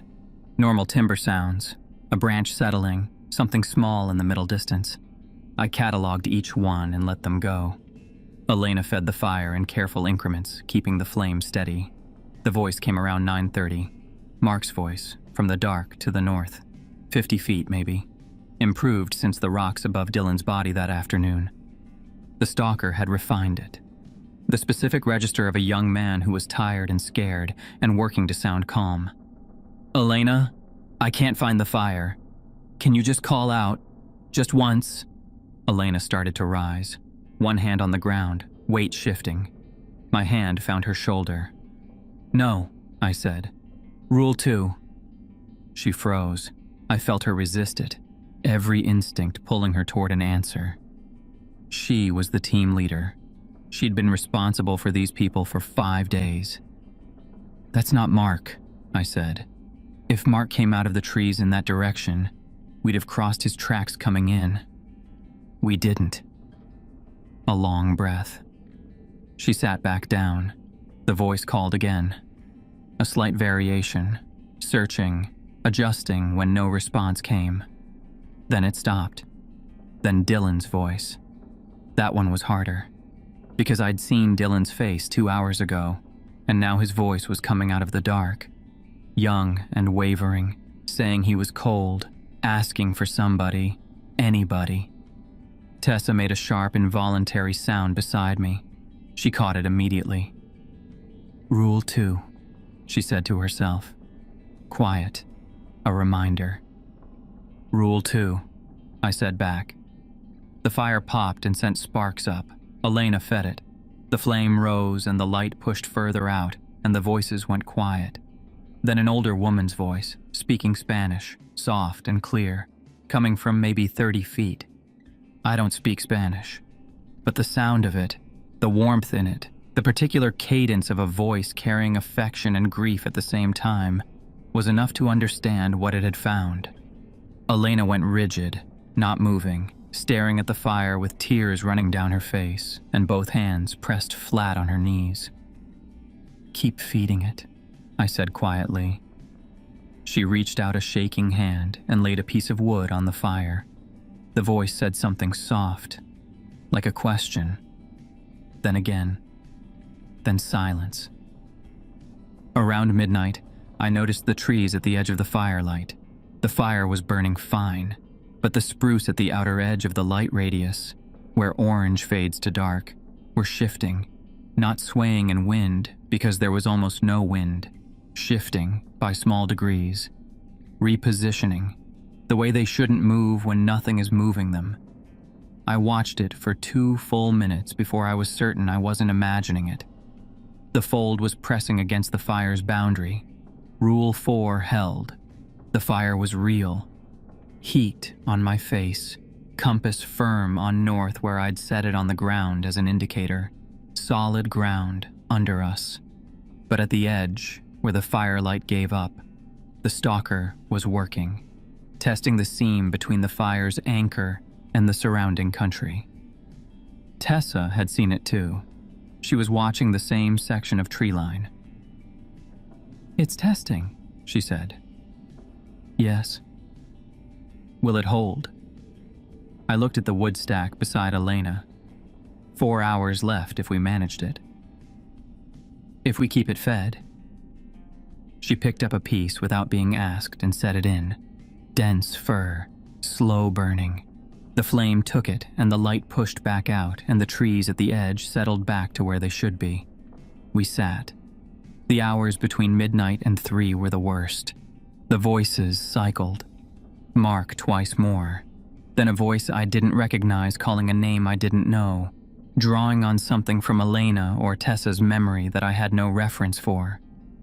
The Spanish-speaking voice came back 3 times. Each time it came back, Elena's face was a thing I filed in the category of not my business but my responsibility to manage. She never moved. She fed the fire every time I nodded at her. Tessa kept still throughout, fingers pressing against each other in some small repeating sequence I didn't ask about. Whatever it was keeping her grounded. That was enough. The tree line pressed in twice more before 4, once close enough that the shadows inside the thicket moved wrong, and Elena gasped. I put my hand on her arm and held it until she steadied. By 4:30, the woodpile was low. I started rationing. Smaller pieces, tighter management. The fire shrank, but held. I was not going to let it die. By 5, the eastern sky was beginning to go gray through the spruce canopy. When real light came, I made the call. Elena's leg needed a hospital, and it needed one today. The only way out ran north, across the open alpine bowl above the tree line, Rule 5's killing ground, and down the opposite drainage to the lower trail system, above the trees and exposed for 300 yards, then back into timber and down. I couldn't build a campfire on open alpine rock. The plan was speed. Move fast and don't stop until the opposite tree line. I explained it. Elena nodded. The flat acceptance of someone who has decided to trust because the alternative is worse. Tessa looked at the dark beyond the trees for a moment.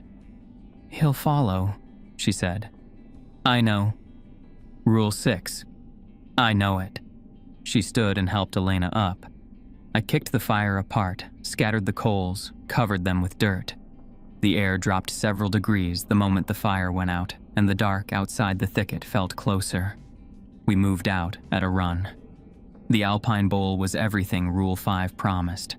Pale gray rock in the early light, wide and flat and without cover, 300 yards to the opposite tree line. No shelter, no anchor, everything exposed. I didn't stop. I pulled Elena forward, her hand in mine, limp shortening her stride. Tessa on her other side. We were across the first 100 yards when the clicking started behind us. Same distance as yesterday on the descent. Not gaining, not dropping back. 200 yards. The tree line was close and getting closer. Tessa screamed, sharp, involuntary, and her hand shot out pointing to the east, at a rock formation maybe 80 feet off, at the edge of the bowl. I did not look. I grabbed her pointing arm and pulled it down and kept moving. "Don't look," I said. "Eyes on me. Look at my face." I moved them both forward, one hand on each. In the far edge of my peripheral vision, from the eastern rocks, something was there. Pale against pale stone. Tall, wrong tall, standing completely still, watching. I gave it the very edge of my vision and not 1 degree more. I did not look directly. I kept my eyes on the tree line ahead and kept moving, and I did not let either of them slow down. The clicking behind us stayed the same distance. 30 yards. 20. 10. We hit the timber and I kept going and didn't stop until the canopy closed fully above us and the compass needle in my shirt pocket steadied and the clicking cut off between one step and the next. Real ground, dense timber, the stalker's edge. I stopped and let us all breathe. 30 seconds, not more. Elena's leg was holding, but not happily. Tessa was still and silent, eyes down, doing whatever she did internally to keep the pieces together. Somewhere back across that bowl, on a rock in the early light, something tall and pale and patient had watched us go. It hadn't followed us into the trees. Not yet. We didn't stop at the tree line. I kept them moving. Elena's hand in my left, Tessa close on my right. All three of us pushing downslope through the lodgepole as fast as Elena's leg allowed. The canopy closed above us, and my compass settled on north, and the clicking behind us kept its distance. Same spacing as across the alpine bowl, same as the descent 2 days ago. Not gaining, not dropping back, following. The stalker couldn't fold through dense timber. Jed's journals were clear on that. But it could follow, and it could wait, with the kind of patience that comes from doing the same thing for a very long time and knowing how it ends. I knew where we needed to go. Rule 6. Run until you smell smoke or see water. Running water is safe. It cannot cross moving water. There was a creek in this drainage, a named tributary I'd seen on the topo map before I came in. If we hit it and followed it down, we'd reach the lower trail system. Eventually, the trailhead. Eventually, parish and ambulances and the world where things like this don't have names. I kept us moving, and I didn't think about what was behind us. About a mile below the tree line, in mixed timber where the fir opened into small clearings, Tessa put her hand on my arm and stopped. I stopped. She pointed ahead and left, through the trees. A clearing, 40 feet across, ringed by fir on 3 sides, open to a rocky slope on the 4th. And in the middle of it, standing with his back to us, was Mark Chen, his jacket. University of Idaho Field Research. Arms at his sides, completely still. Elena made a sound. Relief and recognition. A short, sharp breath. She took a step forward. I caught her arm. Something was wrong. Immediate and specific. I felt it the way you feel a bad step before your ankle goes. Then I saw his feet. Mark's boots were 4 inches above the ground, not touching, suspended. His legs hung straight, no bend, no brace, and around his throat, something thin and pale ran upward at an angle into the shadow behind a large fir at the clearing's edge, into a shadow that was too large and too angular for the tree alone. Rule 3, not just rock piles and scratch marks. Dylan arranged on the slope. Mark arranged in a clearing. Mark was a marker, and we had almost walked in to reach him. "Stop," I said. Quiet. Firm. "Don't move." Tessa had already stopped. She'd seen the feet before I had. That was why she'd grabbed my arm. I looked at the clearing for 3 full seconds. The fir at the far edge. The pale line running into the shadow behind it. The shape of that shadow. Too large, too angular for just the tree. Then the shadow moved. Not the way shadows move when light shifts. The way they move when what's making them moves. It came out from behind the fir slowly, deliberate, patient, like something that has never needed to hurry because hurrying implies the prey might escape. And this prey never escapes. I saw it only in the edge of my vision because I did not look at it directly. I'd shifted my eyes to Elena's face, and then I was shouting, "Don't look at it. Look at me. Back toward the creek." I grabbed Tessa's arm with my left hand and Elena's with my right and moved us backward, not turning, not running, backing up, all three facing the clearing, eyes locked on my face. Rule 6 in reverse. Don't look, don't stop. Elena was looking at my face the way I'd told her. I could see in her peripheral focus that she was fighting the instinct to turn her head. Don't, I said. Keep your eyes on me. Tessa's grip on my arm was iron, looking at my chin, jaw set, not flinching. We moved backward over roots and loose rock, the slope falling away behind us. I couldn't see where my feet were going. 30 years of muscle memory kept us upright. In the far edge of my vision, the thing in the clearing was moving toward us. What the outermost edge of my vision offered, tall, much taller than a person. Arms too long, fingers trailing too low, moving in a stuttered way, each position arrived at without the visible movement between, like frames missing from film. Pale, the color of old bone, slow, completely deliberate. It wasn't rushing because it didn't need to. It was folding the space between us as it moved, pulling the distance close the way it always did. Patient and certain. Creek's behind us, Tessa said quietly. 20 feet. I counted backward steps. 1, 2, 5, 10. The clicking was closer than it had been, closer than at any point in 3 days. It wanted one of us to look directly. That was the play. Direct eye contact, and then it would fold the space between completely. I kept my eyes on their faces and kept us moving. Elena stumbled on a root. I caught her. Didn't stop. 10 steps. 5. My left boot hit cold water. The pressure lifted. The weight in the atmosphere I'd been operating under for 3 days. Gone. The way a sound you've stopped noticing goes absent, and the absence is louder than the sound was. My compass swung to north and held. The clicking stopped. I looked.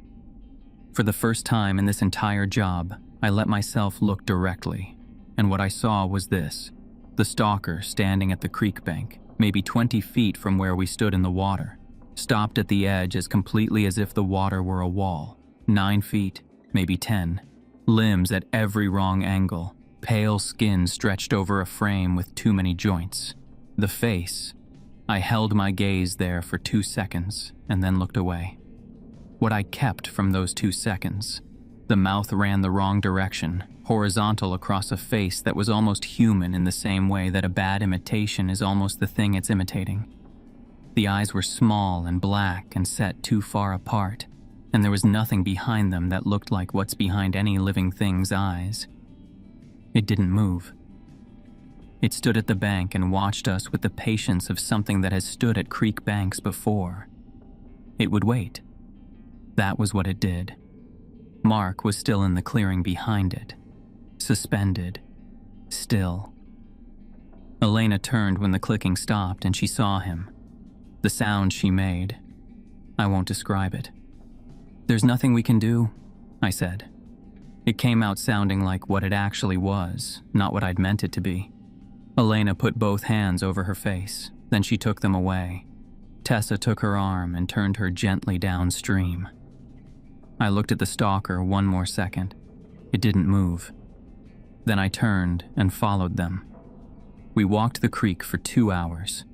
The water ran cold over our boots, and the sound of it was the best sound I'd heard in 3 days.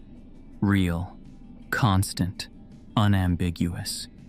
No clicking, no voices, no drift on the compass. Just the creek and the timber and the morning light filtering through in pieces. Elena walked on her own. Her limp was worse, but she didn't stop. Tessa picked the easiest line through the streamside rocks and twice steadied Elena over difficult sections without being asked. None of us talked much. The kind of thing we'd been through doesn't have a vocabulary that works outside of it. When the creek joined the main drainage and the valley opened below, I recognized the topo features and knew exactly where we were. 2 miles to the trailhead, easy ground. Parrish was there, 2 deputies and an ambulance. She'd started moving when I missed my evening check-in, which was the trigger I'd given her. She was standing beside her truck when we came out of the trees, and she looked at 3 of us instead of 5 and didn't say anything for a moment. 2 survivors, I said. Vasquez has an infected wound on her left calf. She needs a hospital today. White Cloud is physically intact. Parrish signaled the paramedics and they moved on Elena. She came back to me. Dylan Morse? Deceased. I marked him with a cairn. I gave her the coordinates from my track log. East-facing slope, below the rocky band, second drainage. Mark Chen? I told her where to find him. I told her what the cause of death would look like officially, the language that gets applied when the real cause has no language that works in a report. She wrote it down without asking how. She never asks how. Statement tomorrow, I said. She nodded. She looked at me the way she looks at me after every job, checking how much came back. Whatever she found in my face, she didn't comment on. She put a hand briefly on my arm and went to check on Elena. Tessa found me while the paramedics finished up. She stood beside me and looked at the mountains. I'll tell my father you found me, she said. He'll be glad to hear it. A pause. You should have kept the tobacco and sage for yourself. She said it quietly, without judgment. It knows you now. I didn't answer, because she was right, and we both knew it. The ambulance left with Elena. Tessa rode with it. I watched the lights go down the road until I couldn't see them anymore. Then I got in my truck. I sat in the truck for a while, without starting it. The mountains were pale and clean in the afternoon light through the windshield. Up there somewhere, behind the ridgeline, the stalker was back in its territory, folding the land the way it had folded it for however long the tribal accounts went back. Waiting for the next survey team, the next hunting group, the next person with good gear and the wrong kind of confidence. I checked my gear by habit. Full pack audit, the way I always close out a field operation. Found everything accounted for. Then I found it. On the right shoulder strap, near the top buckle, a strand of something pale. Thin, fibrous, maybe 3 inches long. The color was wrong. Too white, a white that didn't come from anything natural I'd handled, lying across the nylon webbing like it had simply always been there. I pressed it between my fingers. It crumbled, disintegrated into fine, pale dust that drifted off my fingertips and settled on the floor mat. But under where it had been, on the nylon itself, there was a stain. Small, the size of a thumbprint. Black in a way that seemed to go into the fabric rather than sitting on top of it. I rubbed at it. It didn't move. I brought my hand close and smelled it. Cold stone, old bone, something underneath those that I had no name for. I put my hand down and looked at the mountains. Jed carved "look" into his doorframe, and I'd spent 5 years thinking I understood it. A warning about Rule 6, about looking back, about what happens when you turn around. I still thought that was part of it, but sitting there with the stain on my pack and the smell on my hand, I thought maybe there was another meaning too. Look, pay attention. Don't let it get close enough to mark you without you noticing. Look at what this costs and understand it fully before you go back, because I would go back. That was the job. Another team, another call from someone like Parrish who knew to call someone like me. I'd made it out. I'd saved 2 of them. Dylan was 21 years old and Mark was 26, and the rules hadn't been able to save them. Only the people who already knew the rules or were willing to follow them. The stalker knew me now. It had heard my name and watched me move and felt me hold every line for 3 days. It would remember. Things like that don't forget. I started the truck and drove down the mountain road without looking in the rearview mirror. Some habits are worth keeping.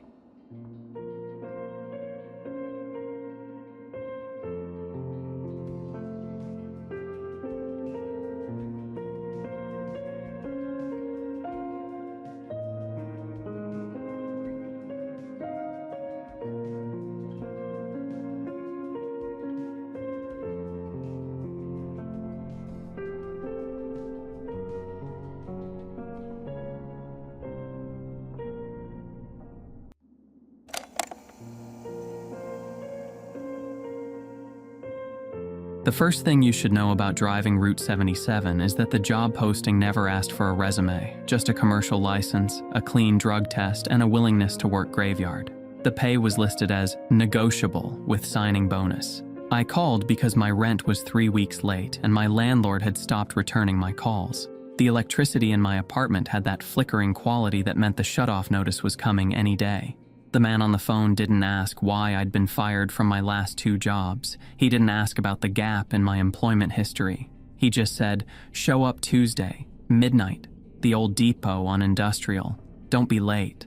I should have known then. Nobody hires without questions unless they're desperate or hiding something. The depot sat at the end of Industrial Avenue, past the shuttered factories and the chain-link lots full of rusting equipment. I'd driven past it 100 times without ever really seeing it. One of those buildings your eyes just slide over. But pulling into the parking lot that first night, I noticed things. The asphalt was too clean. No oil stains, no cracked pavement, no weeds pushing through. The building itself was vintage 1970s municipal architecture, all flat concrete and narrow windows, but the paint looked fresh. The fluorescent lights inside buzzed with that specific frequency that gets into your back teeth. There were 3 other cars in the lot. I never saw their owners. Inside, the dispatch office felt wrong in ways I couldn't immediately name. Everything was too organized. The bulletin board had safety notices from 1987, union meeting minutes from 1989, and a photo of that year's drivers posed in front of a bus. 12 men and 3 women, all wearing the same navy blue jacket I'd been told to expect. Someone had written, "Route 77, last run," across the bottom in faded marker. I stared at those faces. Not one of them was smiling. "You're the new guy." I turned. The man behind me was maybe 50, with the kind of permanent exhaustion that comes from decades of night shifts. His name tag said, Callahan. Supervisor. "Yeah, I called about..." "I know why you're here." He handed me a manila folder, the old-fashioned kind with the metal clasps. "Your route is 77, decommissioned in 89, but we keep 1 bus running for administrative purposes. You follow the schedule, you follow the rules, you clock out before dawn. Questions?" I had about 50. I asked the safest one. "What happened in 89? Callahan's face didn't change. "Bridge collapse, Terminal Road, morning route, full bus. They never found everyone." He pointed to a door marked Garage. "Your bus is 77B. Keys are in it. Read the rules before you start your shift. Read them out loud. I need to hear you understand them." He walked me to the bus. It was older than I expected, a 1980s model with the rounded front and the accordion doors that hissed when they opened. Someone had maintained it obsessively. The seats were worn but clean. The floor had been mopped recently. I could smell the bleach. The steering wheel was wrapped in electrical tape where the original cover had cracked. And bolted to the dashboard, encased in yellowed plastic, was a paper schedule. The kind they used to print before everything went digital. The stops were listed in dot matrix type. Archer and 5th, 12:17 a.m.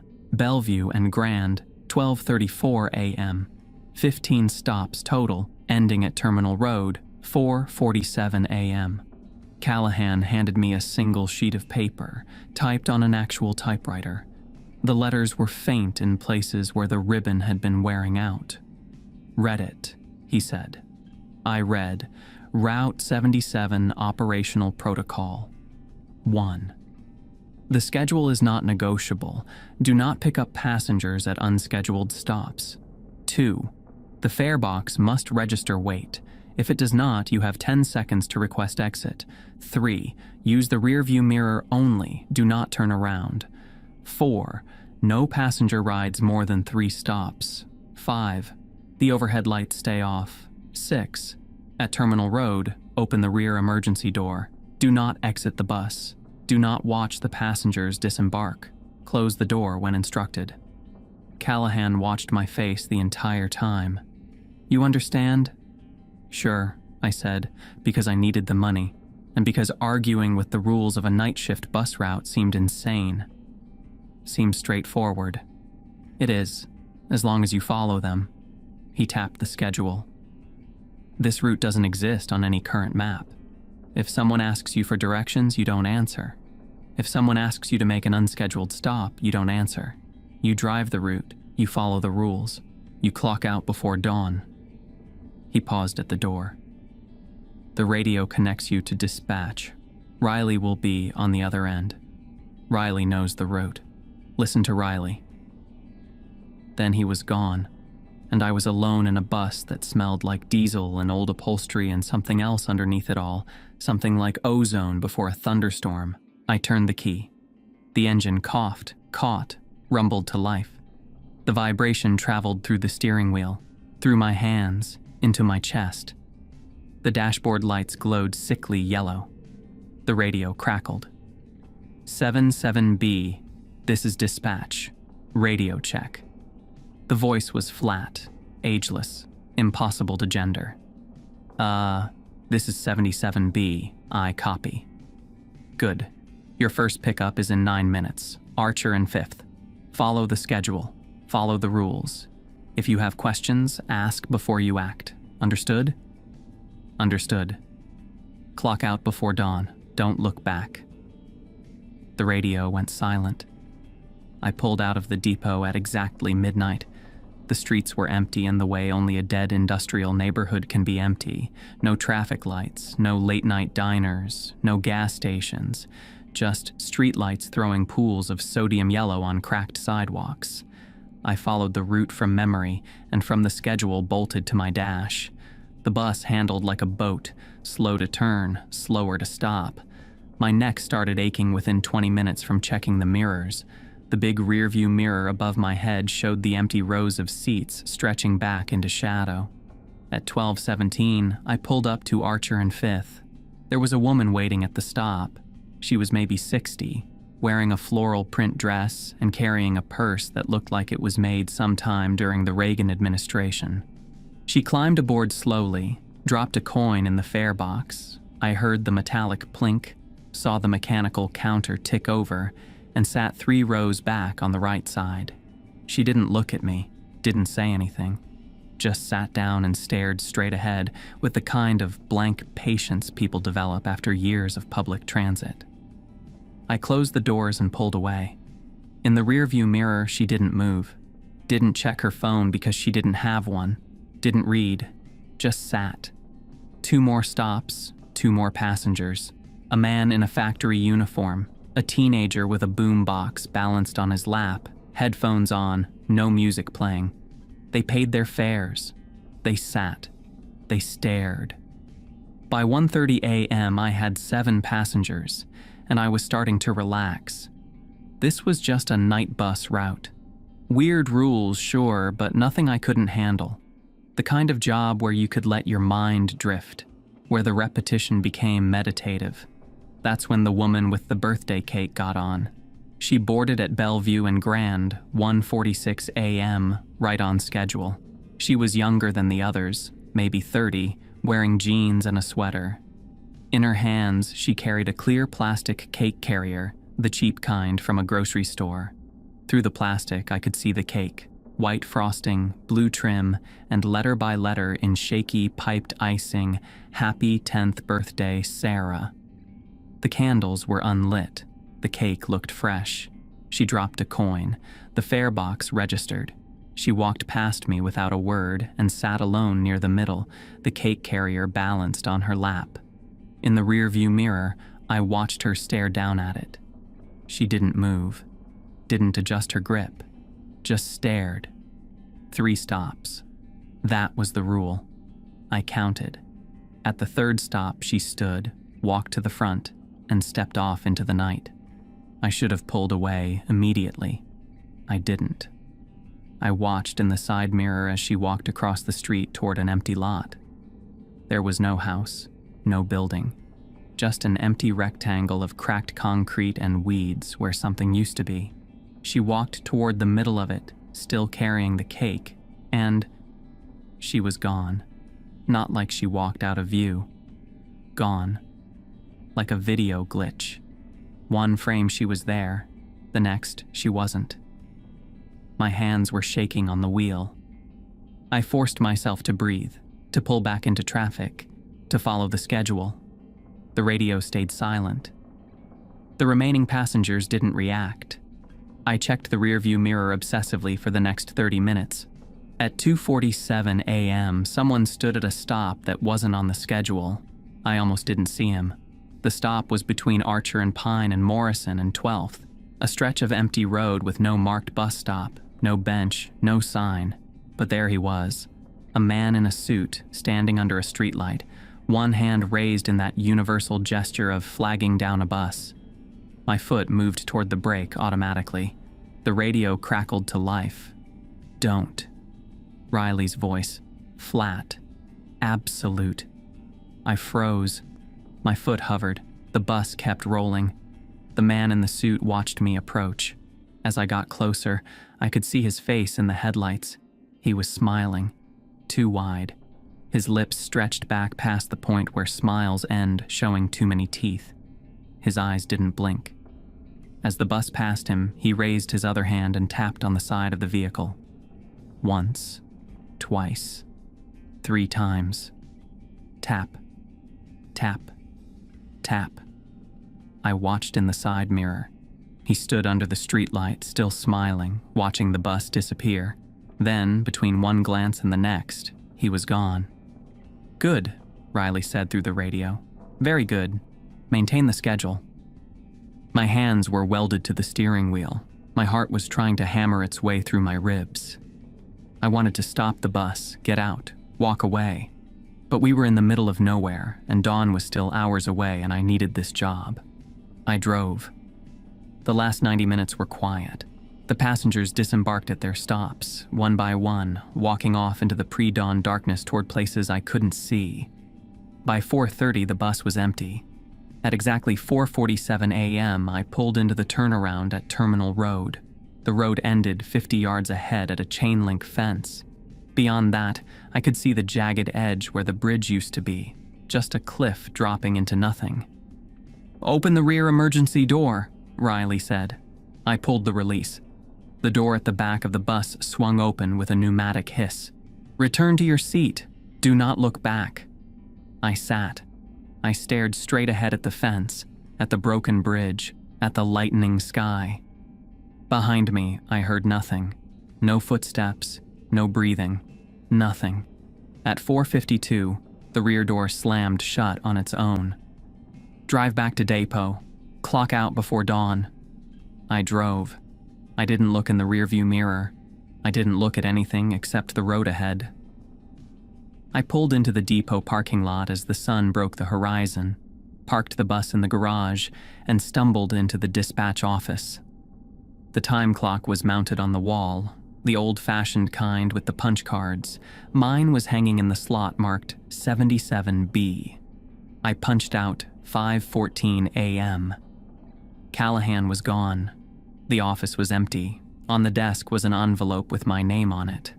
Inside was more cash than I'd made in a month at my last job. I drove home in silence.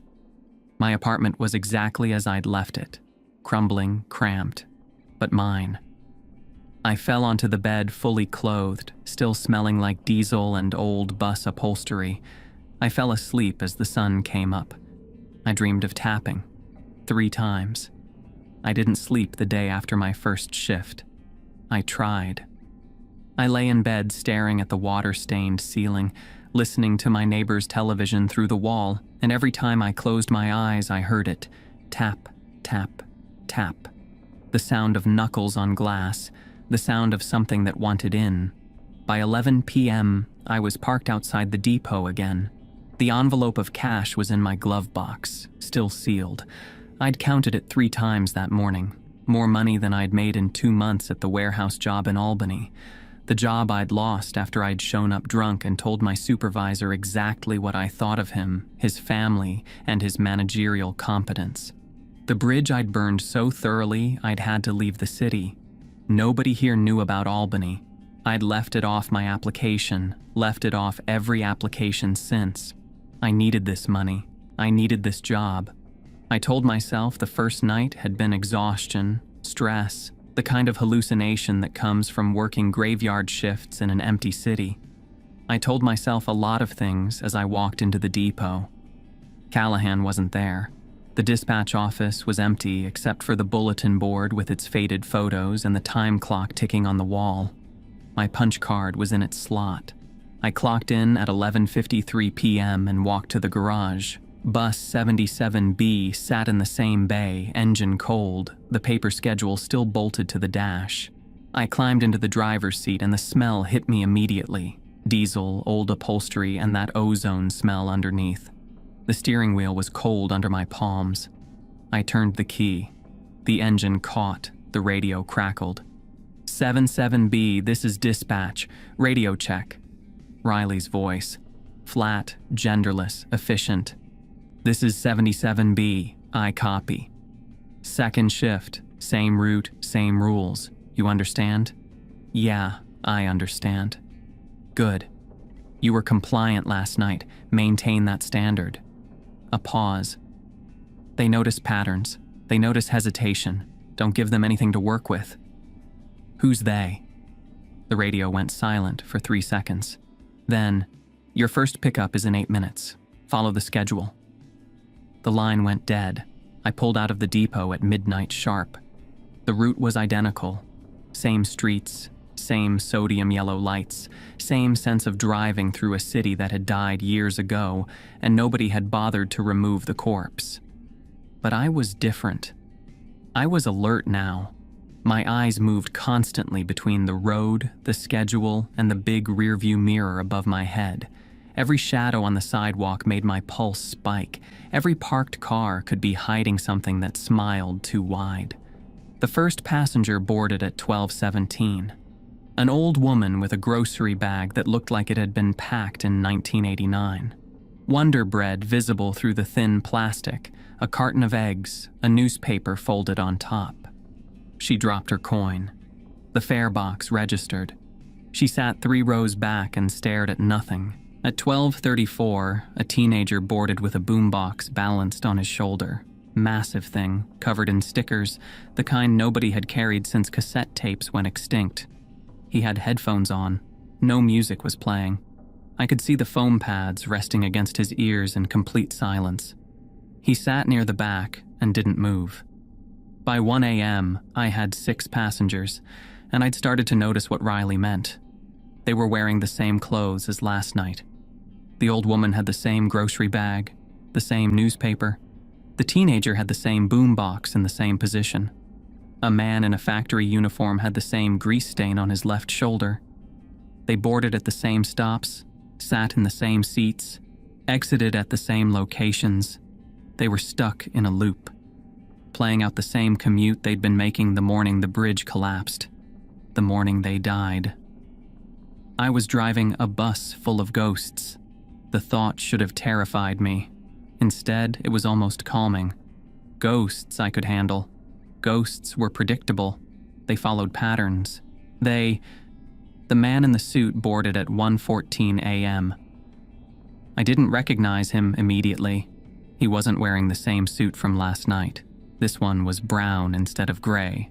The tie was different. The shoes were scuffed instead of polished. But something about the way he moved made my hands tighten on the wheel. He dropped a coin. The fare box registered. He walked past me without making eye contact and sat in the middle of the bus, right side, 4 rows back. He pulled out a newspaper and opened it. I watched him in the rearview mirror. The newspaper was from 1989. I could see the date at the top, but the pages were wrong. Too white, too blank. He held it like he was reading, but there was no text, just empty pages. He never looked up, but I could feel him watching me through the paper. I counted stops obsessively. He'd boarded at Morrison and 12th, 3 stops. That was the rule. 3 stops and he exits. Morrison and 15th. He didn't move. Archer and Grand. He didn't move. Bellevue and Pine. 3rd stop. The bus hissed to a halt. The doors opened. 2 passengers got off. A woman with a lunch pail, a man with a briefcase. The man with the newspaper didn't move. I waited 10 seconds. He didn't stand, didn't fold his newspaper, didn't acknowledge that this was his stop. My throat was dry. The rule was clear. 3 stops, maximum. If they don't exit, you physically remove them. I stood. The bus felt smaller than it had a moment ago. I walked down the aisle, my boots loud on the rubber floor mat. The other passengers didn't look at me. They never looked at me. The man with the newspaper sat perfectly still. I reached his seat. Up close, I could see the back of his head, the way his hair was cut, the collar of his shirt. Normal. Completely normal. "This is your stop," I said. My voice sounded thin. He didn't move. "Sir, this is your stop. You need to exit." Slowly, so slowly, it felt like watching a video in slow motion. He folded the newspaper. The pages made no sound. He kept his head down, his face angled toward his lap. And then he whispered, "I know what you did in Albany." The air left my lungs. The bus felt like it tilted, like the floor had dropped 6 inches. My brain went into freefall because that was impossible. Nobody here knew about Albany.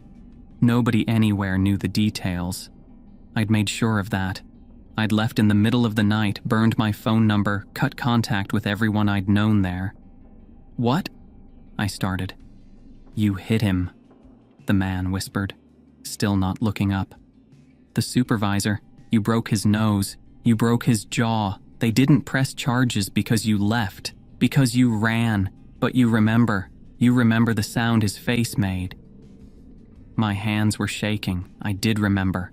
I remembered the crack of bone, the way he'd fallen, the blood on my knuckles.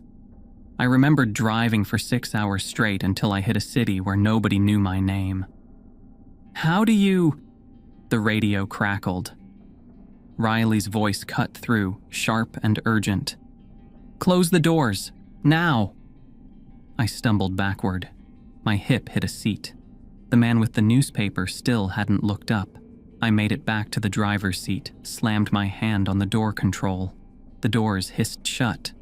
The bus sat at the stop, engine idling, my heart trying to break through my ribs. I checked the rearview mirror. The man had moved. He was 2 rows closer to the front, still sitting, still holding the newspaper.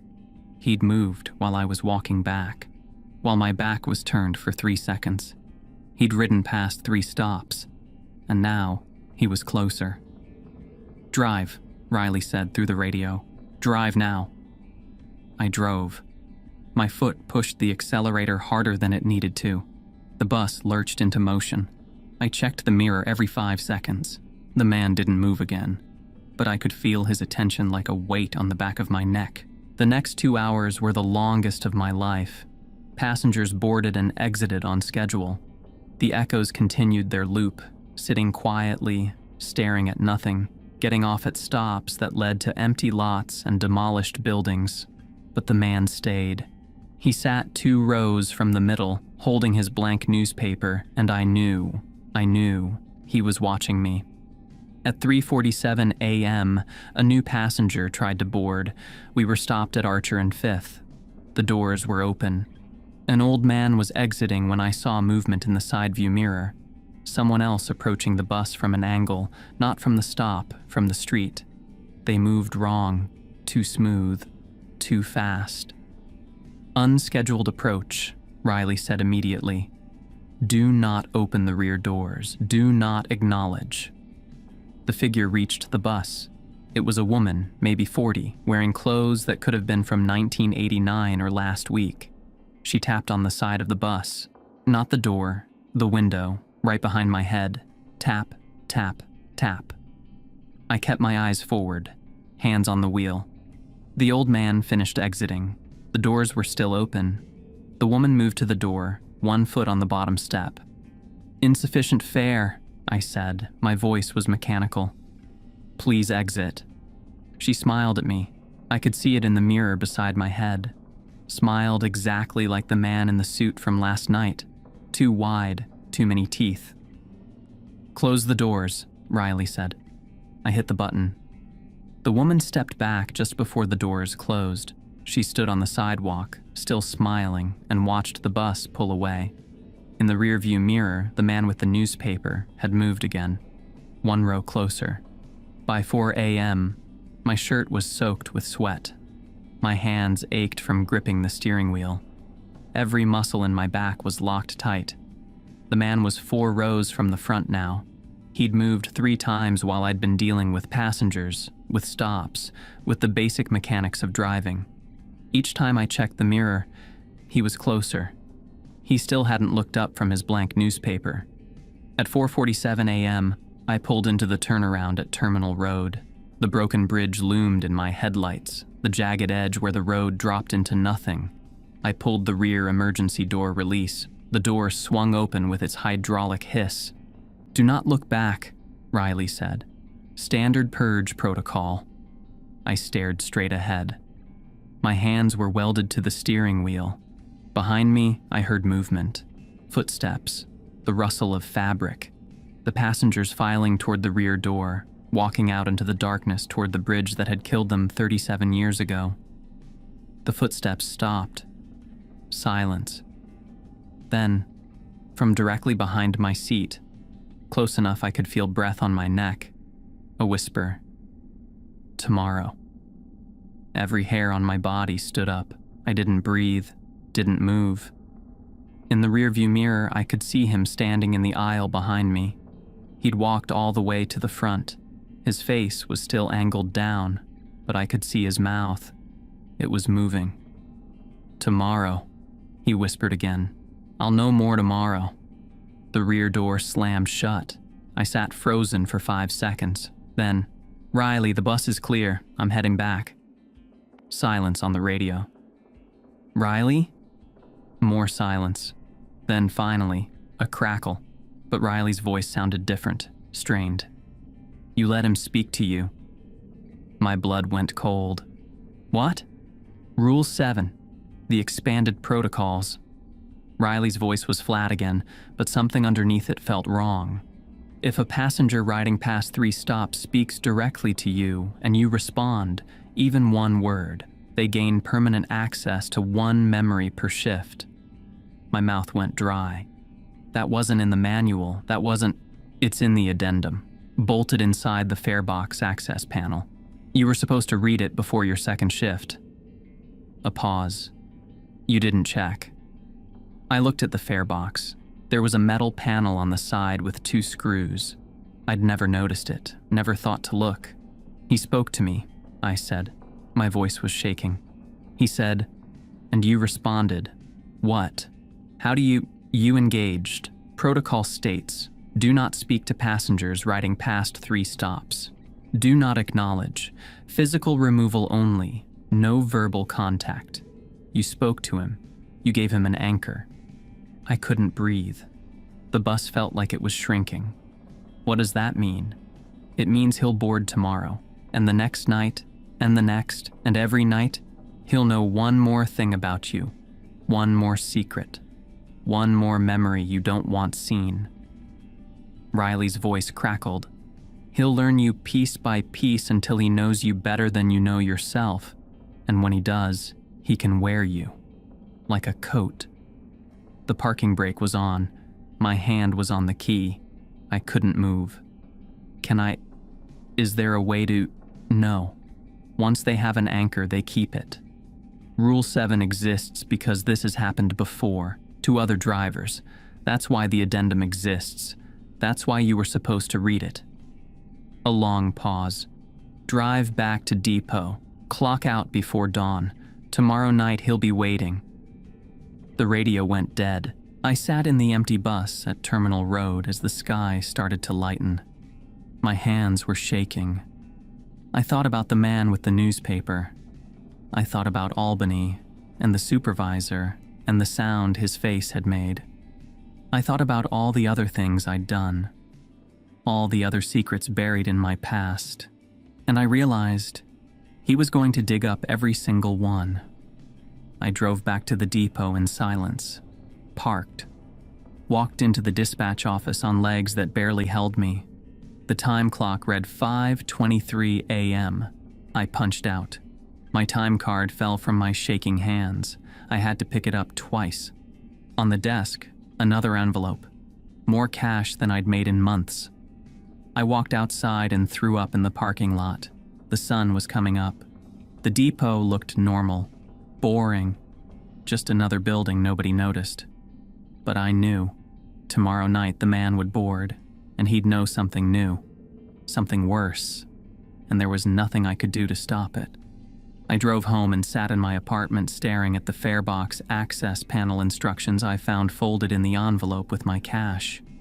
Rule 7, Rule 8, Rule 9. A whole page of protocols Callahan had never mentioned. Rules I'd never been told. At the bottom, in faded typewriter ink, failure to read addendum is not grounds for contract termination.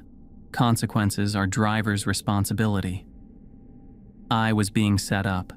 I'd been set up from the beginning, and I had 4 more shifts until the week was over. 4 more nights with something that was learning to be me. I stood in the depot parking lot at 11:30 p.m., keys in my hand, staring at the garage door. I'd spent the entire day reading the addendum. Rules 7 through 12, typed on yellowed paper in that same faded typewriter ink. Each one worse than the last. Each one a trap I hadn't known existed. Rule 8, no physical contact with passengers. Skin-to-skin transfers intent. They can feel what you're thinking. Rule 9, if a hunter acquires a personal item, they can track you outside the route. I was wearing every piece of clothing I owned. My jacket was in my apartment, locked in a closet. My wallet was in my front pocket, checked every 5 minutes. I'd thrown away my watch, my ring, anything they could take. I should have walked away. I should have gotten in my car and driven until I hit a state where nobody knew my name and bus routes were just bus routes. But then Callahan appeared from the dispatch office. He didn't say anything, just walked up and held out an envelope, thicker than the others. Heavy. I took it. Looked inside.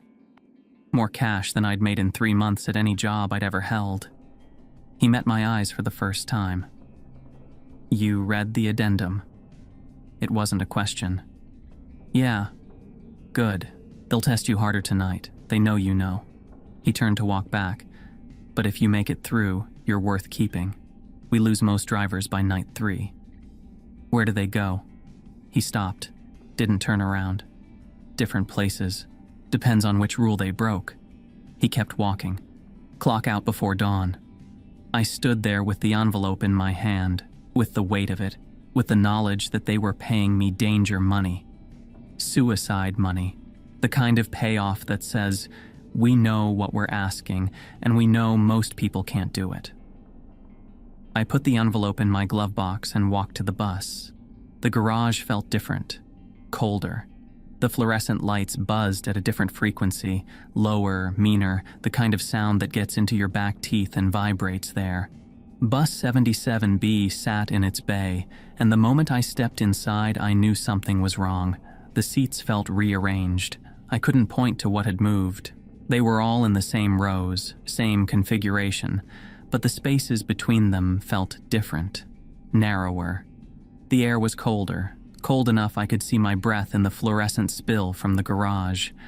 And when I climbed into the driver's seat and looked at the bolted schedule, there was a handwritten note in the margin I'd never seen before. In pencil, small, careful letters. They remember you now. My hands shook as I turned the key. The engine coughed twice before catching. The radio crackled immediately. 77B, this is dispatch. Riley's voice. But something was off, a tension underneath the usual flatness. This is 77B. I'm here. 3rd shift. You read the expanded protocols. Not a question, a statement. Yeah, I read them. Then you know what happens if you break them. A pause. Static. They're going to test you. Multiple vectors. Don't engage, don't respond, don't touch. Do you understand? I understand. No, Riley said. You don't, but you will. First pickup in 6 minutes. The line went dead. I pulled out of the depot at exactly midnight. The streets were darker than they'd been the previous nights. Half the streetlights were out, or maybe I was just noticing the gaps more. The bus felt heavier, like it was dragging something behind it. Every turn took more effort. Every stop sign felt like driving through mud. The first passenger boarded at 12:17, the old woman with the grocery bag. Same Wonder Bread, same eggs, same newspaper. She dropped her coin, plink, and sat in her usual seat. The teenager with the boombox boarded at 12:34, the factory worker at 12:51. The loop continued, but I could feel the difference. The air was charged, waiting. At 1:14 a.m., he boarded. The man from last night, the hunter with my memories. But tonight he was wearing a different face, older, harder, with a scar above his left eyebrow I knew I'd never seen before but somehow recognized. He wore work clothes this time, jeans, flannel shirt, steel-toed boots. He dropped a coin. The fare box registered. As he walked past me, he leaned close, whispered, "You cried for 3 hours after Albany, in your car, in a gas station parking lot outside Syracuse." My chest locked up. That was true. That was exactly true. I'd never told anyone. I'd barely admitted it to myself. He sat in the same seat as before, middle of the bus, right side. He didn't pull out a newspaper this time. He just sat there, staring at the back of my head. I could feel his eyes like fingers pressing into my skull. I counted stops. Morrison and 15th, Archer and Grand, Bellevue and Pine. 3 stops.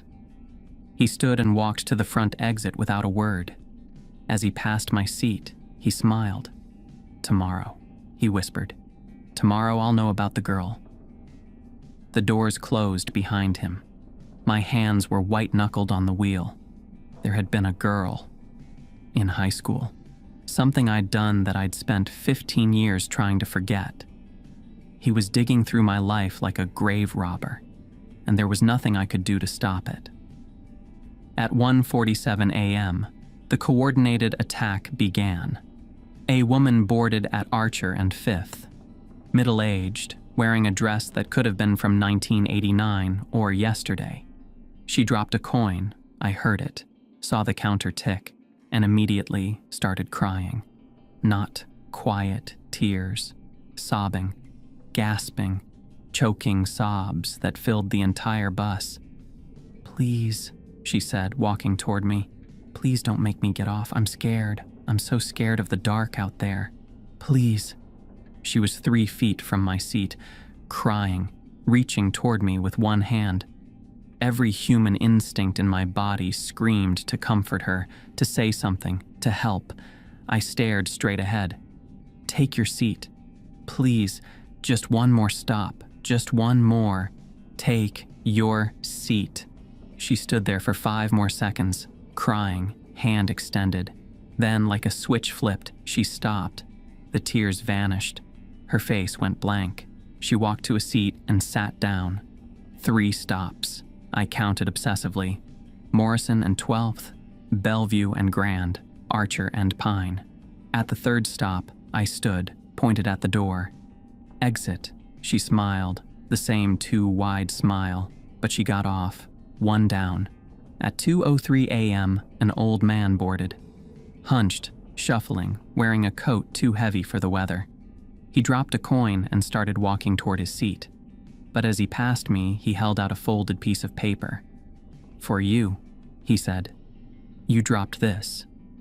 My hand moved automatically, reaching for it. Muscle memory. Politeness. The radio exploded with Riley's voice. "No physical contact." I jerked my hand back like I'd touched fire. The paper fell. It hit the floor between us and unfolded. Blank. Completely blank. The old man looked at me. His eyes were wrong. Too dark. Pupils blown so wide there was no iris. He smiled and walked to his seat. My heart was trying to break through my ribs. I'd almost touched it. Almost taken something from a hunter's hand. Rule 8. Skin-to-skin transfers intent. I drove.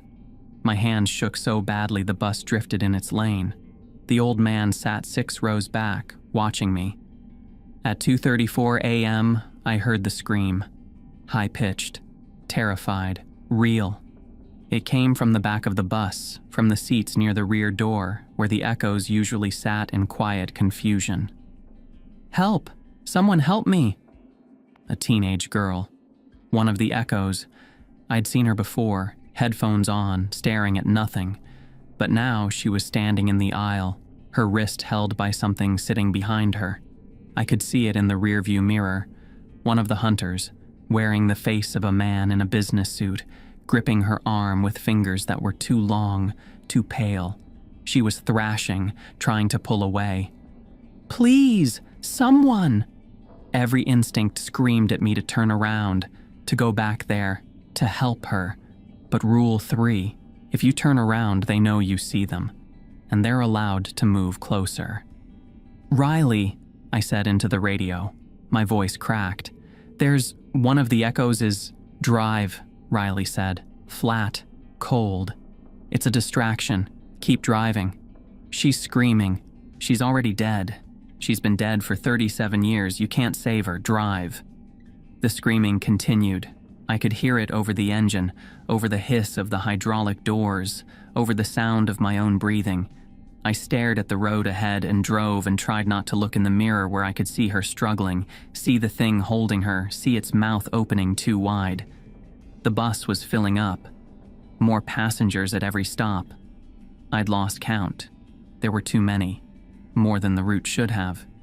They packed the seats, stood in the aisles, pressed against each other in the narrow space between rows, and the girl kept screaming. At 3:12 a.m., I broke. I flipped the overhead lights on, just for a second, just to see, just to know what was real and what wasn't.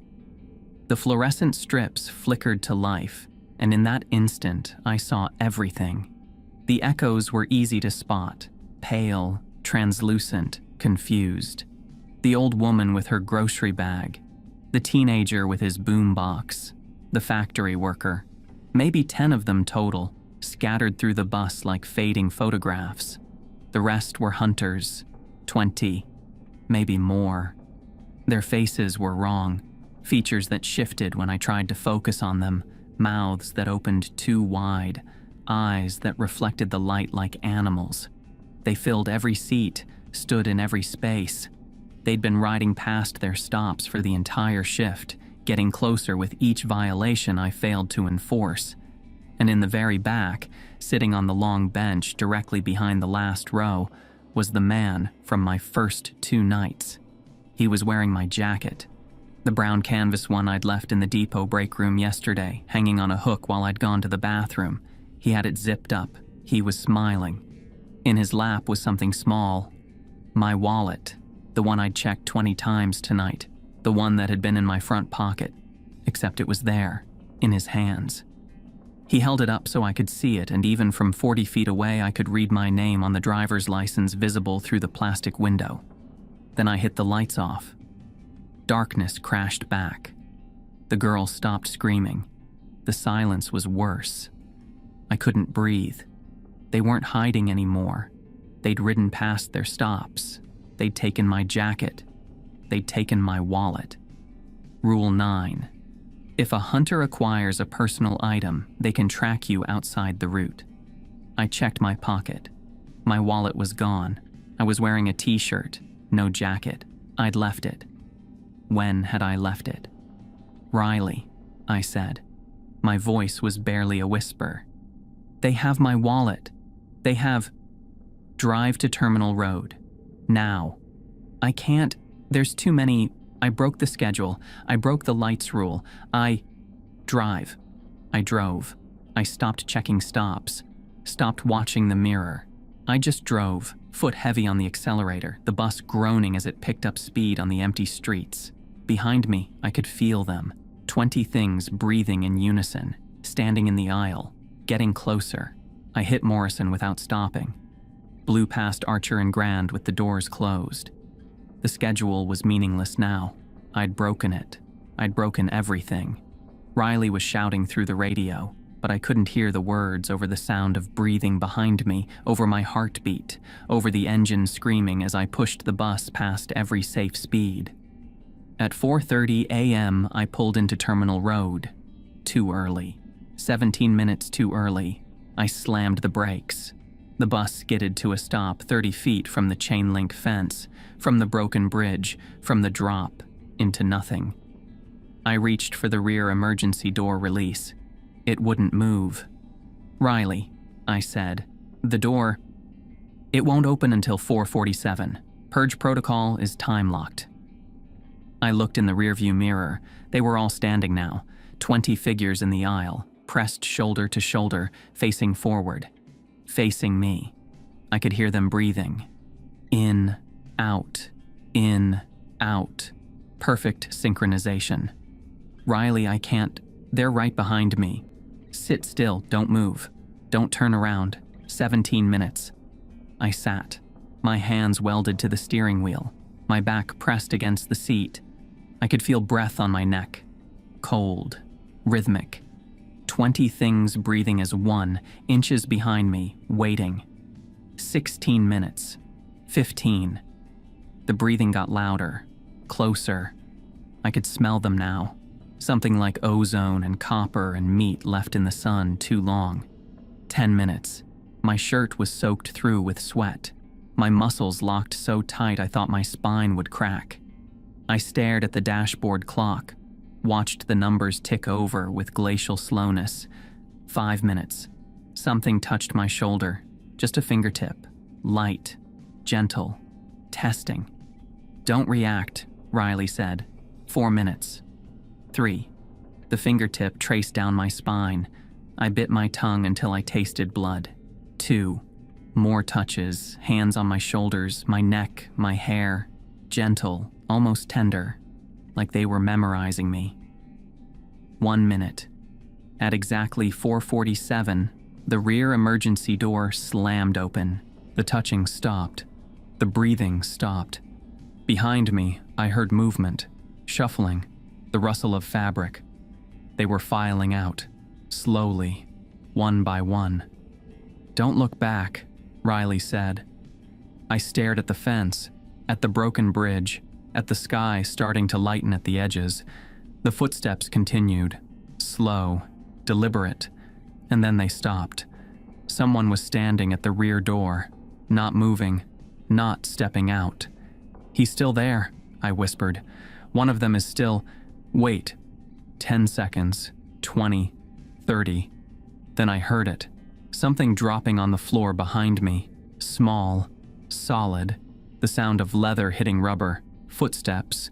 The last one exiting. The rear door slammed shut. I sat for 5 more seconds. Then I reached into my pocket. Empty. I turned. Just my head. Just a glance. And looked at the floor behind my seat. My wallet. Lying open. My driver's license visible. My face staring up from the plastic window. But it wasn't quite my face anymore. The eyes were wrong. Staring at something the camera couldn't see. I grabbed the wallet, shoved it in my pocket, and drove. I didn't look in the rearview mirror. Didn't check for stragglers. I just drove back to the depot as fast as the bus would go. I parked at 5:27 a.m., stumbled into dispatch, punched my card. Another envelope on the desk, heavier than last time. I made it to my car before my legs gave out. I sat on the pavement, back against the tire, and stared at my hands. They wouldn't stop shaking. I pulled out my wallet, checked the license again. My face, but the eyes. The eyes were looking past the camera, looking at something behind it. Something I couldn't see but remembered, suddenly and completely. They'd touched me. Rule 12, buried at the bottom of the addendum. Physical contact during purge protocol allows memory extraction.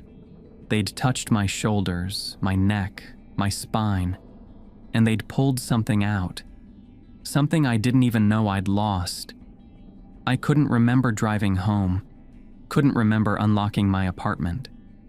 I sat on my couch as the sun came up and tried to figure out what was missing, but memory doesn't work like that. You can't notice a hole until you fall into it.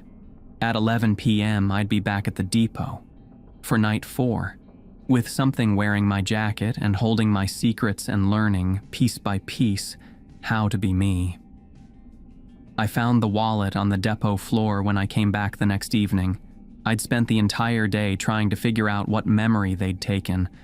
I sat on my couch and mentally inventoried my past, childhood, adolescence, Albany, the years since, looking for gaps. But memory doesn't work like that. You can't see the holes until you fall into them.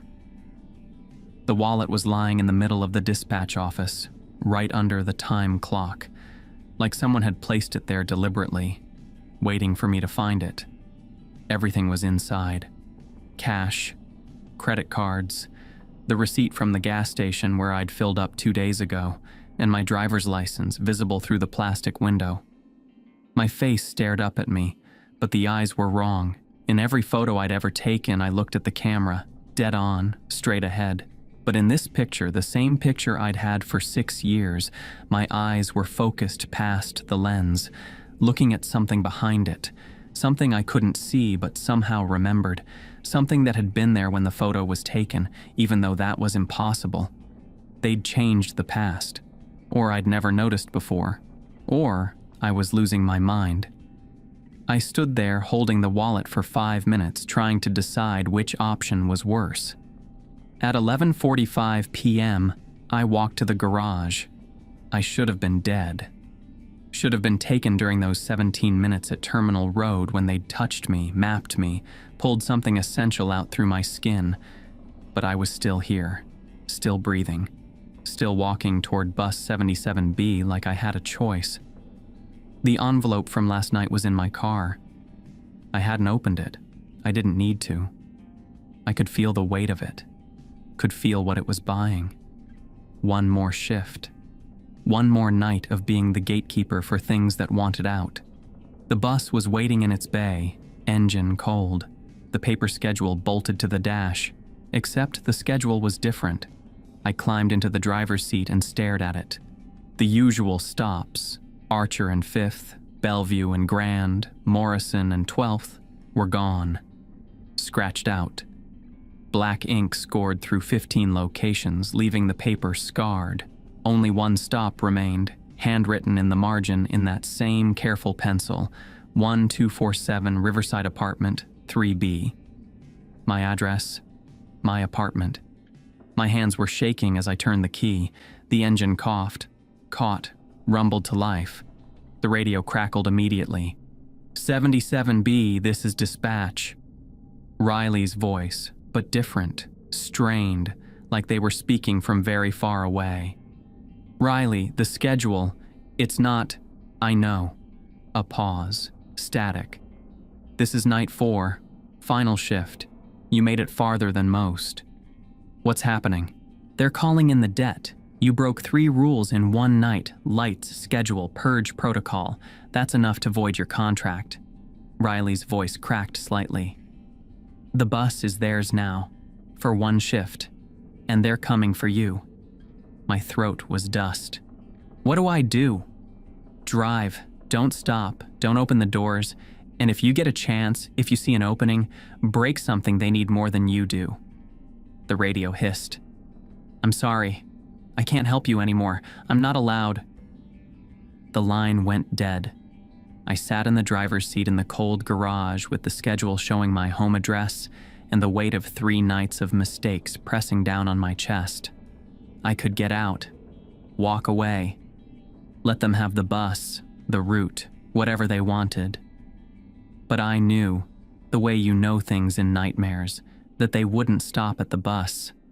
They had my wallet. They had my jacket. They had a memory I couldn't even identify as missing. They could track me now, find me, anywhere I went. The only way out was through. I put the bus in gear and drove. The streets were wrong immediately, too dark, too empty, like the city had been evacuated and nobody had told me. Every stoplight was green. Every intersection was clear. The bus moved through the darkness like it was on rails, pulled toward that single address on the schedule. And at every corner, they were waiting. They boarded without stops, without ceremony. The doors opened on their own at intersections that weren't marked, and they filed on one by one. No coins dropped. The fare box stayed silent. They just walked past me and took their seats. Hunters. Every single one. No echoes tonight. No confused ghosts riding their loop. Just predators wearing human faces badly, their features shifting when I tried to focus on them. Mouths too wide, eyes too dark. They filled the bus in silence. Front to back, every seat, until there was no room left, and they stood in the aisles, packed shoulder to shoulder, breathing in perfect unison. And in the front seat, right behind the yellow line that said, "Do not cross while bus is in motion," sat the man from the previous nights, but he wasn't wearing a borrowed face anymore. He was wearing mine. Not a mask, not makeup. My actual face, my features, my scar above my left eyebrow from when I was 12, my crooked nose from the fight in Albany. He even had my expressions, the way my mouth turned down slightly when I was afraid, the way my eyes darted to the mirrors every few seconds. He was me, and I was sitting across from myself. He smiled, with my mouth, with my teeth. "You broke the lights rule," he said in my voice. Perfect inflection, perfect tone. The way I sounded on recordings that made me cringe. "You broke the schedule rule. You broke 3-stop. You let us touch you during purge protocol. You spoke to me when you should have stayed silent." I couldn't breathe. The steering wheel was slick with sweat under my palms. "You owe us a driver," he said. "Protocol is clear. A debt unpaid becomes a transfer. You belong to the route now. To us. Forever." The other hunters pressed closer. I could feel them at my back, breathing down my neck, their fingers inches from my skin. The radio crackled. Riley's voice barely audible through the static. He's lying. The hunter wearing my face turned toward the radio, tilted his head. My head. "Protocol 77G, Riley said. Their voice was strained, like speaking was causing physical pain. "A driver can transfer his route, once, to a willing replacement. You have to ask someone, out loud, before dawn." I looked at the dashboard clock. 4:23 a.m. Less than an hour until dawn. Less than an hour to find someone willing to take this route, this curse, this job that ate people from the inside out. "I don't have anyone," I said. My voice cracked. "I don't have family, no friends, nobody." "The depot," Riley said. "Call the depot. Ask for a replacement." My hand moved to the radio, but the hunter in my seat was faster. He reached out with my arm, my hand, and gripped the radio handset, held it just out of reach. "No," he said in my voice. "You don't get to walk away. You're ours." The other hunters pressed closer, 20 sets of hands reaching for me. I could smell them, ozone and copper and decay. "Riley!" I shouted at the radio. "Riley, take the route. I'm asking. I need a replacement. Riley, please." Silence. Static. 5 seconds. 10. Then quietly, "I can't." My chest collapsed. "What?" "I can't take the route." Riley's voice sounded different now. Tired, ancient, hollow. "I already did. 23 years ago, I drove Route 77 for 8 months. Made it to my final shift. Thought I'd survived. But I didn't read the contract carefully enough." My hands were frozen on the wheel. "When a driver completes their term without finding a replacement, they don't get to leave," Riley continued. "They become part of the infrastructure. Dispatcher, maintenance, records, whatever keeps the route running." A bitter laugh. "I've been the voice on this radio for 23 years, watching driver after driver take the job, watching them fail, watching them become passengers, or worse." "Then how do I—" "You can't ask me. I'm already bound. You need someone outside the system, someone who hasn't signed the contract, someone who chooses it willingly. Riley's voice cracked. But there's another way. Protocol 77G has a subsection, 77G4. If no replacement can be found before dawn, and the schedule is destroyed, the route becomes void. Everything bound to it, drivers, dispatchers, passengers, is released. Released? I said. I mean free or dead, depending on what we've become. Static. The schedule is the anchor. It's what keeps us here, what keeps them here. Destroy it, and we all go, including me. I looked at the bolted schedule, the yellowed paper with its single handwritten address. Riley, if I do this, do it, Riley said.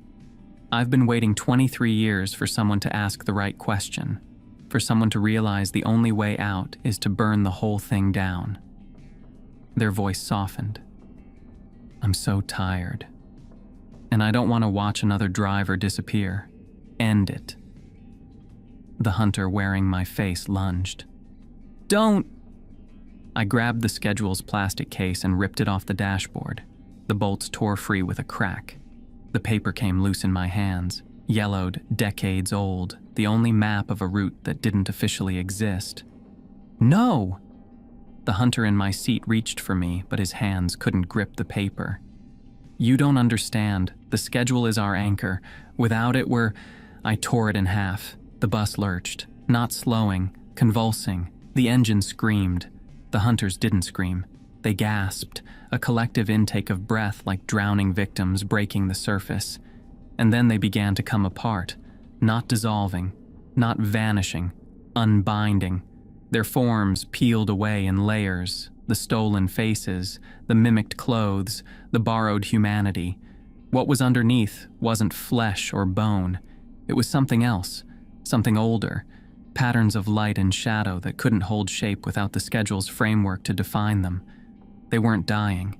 They were being released back to whatever place they'd been pulled from.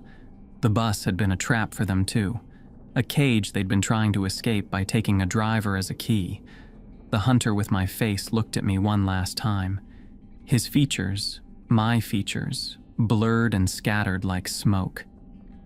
You freed us, he said, and I couldn't tell if it was gratitude or accusation. Then he was gone. They were all gone. The bus was empty except for the torn paper in my hands and the hum of the engine idling in the middle of an empty street. The radio crackled one last time. Thank you, Riley whispered. Their voice was fading, becoming static, becoming silence. 23 years, thank you for... The transmission cut out. The radio went dead. And I felt it, that Riley wasn't on the other end anymore. Wasn't anywhere. The schedule had been their anchor too. The bus coasted to a stop. The engine died. Outside, the sky was lightening, that gray-blue color that comes before dawn. I could hear birds starting to sing. I sat in the driver's seat with torn paper in my hands and tried to remember how to breathe. After a minute, I got out, left the bus in the middle of the street, walked to the depot as the sun broke the horizon. The building looked smaller in daylight. Ordinary, just another forgotten piece of city infrastructure. I found my time card and punched out 5:38 a.m. The last envelope was on the desk. I left it there. I'd earned enough. More than enough. I walked away and didn't look back. 6 months later, I was working construction in a different state. Good pay, normal hours, co-workers who asked normal questions. I cashed the paychecks from Route 77, paid off my debts, got an apartment with working heat and water that didn't smell like rust. I didn't take buses anymore, didn't go near depots, tried not to think about that week in my life that felt more like a nightmare than a memory. Most nights, I slept fine. The dreams faded. The paranoia eased. But sometimes, late at night, I'd find myself near bus stops, watching the passengers board, watching the buses pull away into the darkness, looking for faces that shifted, for smiles that stretched too wide. I never saw them. The hunters were gone. Riley was gone. The route was gone. I'd torn the schedule and everything bound to it had been released, freed or destroyed. I'd never know for sure. Until one night in October, walking home from a bar, I saw a city bus pass me on the street. Just a regular route, regular schedule. The interior lights were on. I could see the passengers, normal people, tired from their shifts, staring at their phones. And in the very back, sitting on the long bench, I saw him. The man from the route, wearing my old canvas jacket, still wearing my face. He looked exactly like me. He saw me on the sidewalk, smiled, raised one hand and tapped on the window. Once, twice, 3 times. The bus kept moving. I stood frozen on the sidewalk, watching it disappear around a corner. My heart was hammering, my hands were shaking, because I'd torn the schedule, I'd freed them, I'd ended it. Unless I hadn't, unless tearing one schedule just meant they found another route, another bus, another city. Unless the hunters weren't bound to Route 77, they were bound to the night, to the threshold between the living world and whatever lay beyond it. And buses, any buses running graveyard shifts in forgotten parts of any city, were doors they could slip through. I walked faster, got to my apartment, locked every door, checked every window. I didn't sleep that night, and I knew, the way you know things in nightmares, that I hadn't destroyed them. I just cut them loose. The schedule had been a leash, not a prison. Now they were everywhere. I never looked back at a bus again, never made eye contact with passengers, never answered when someone asked me for directions to any depot in any city. Because some routes don't end, they just find new drivers, and I'd already done my shift.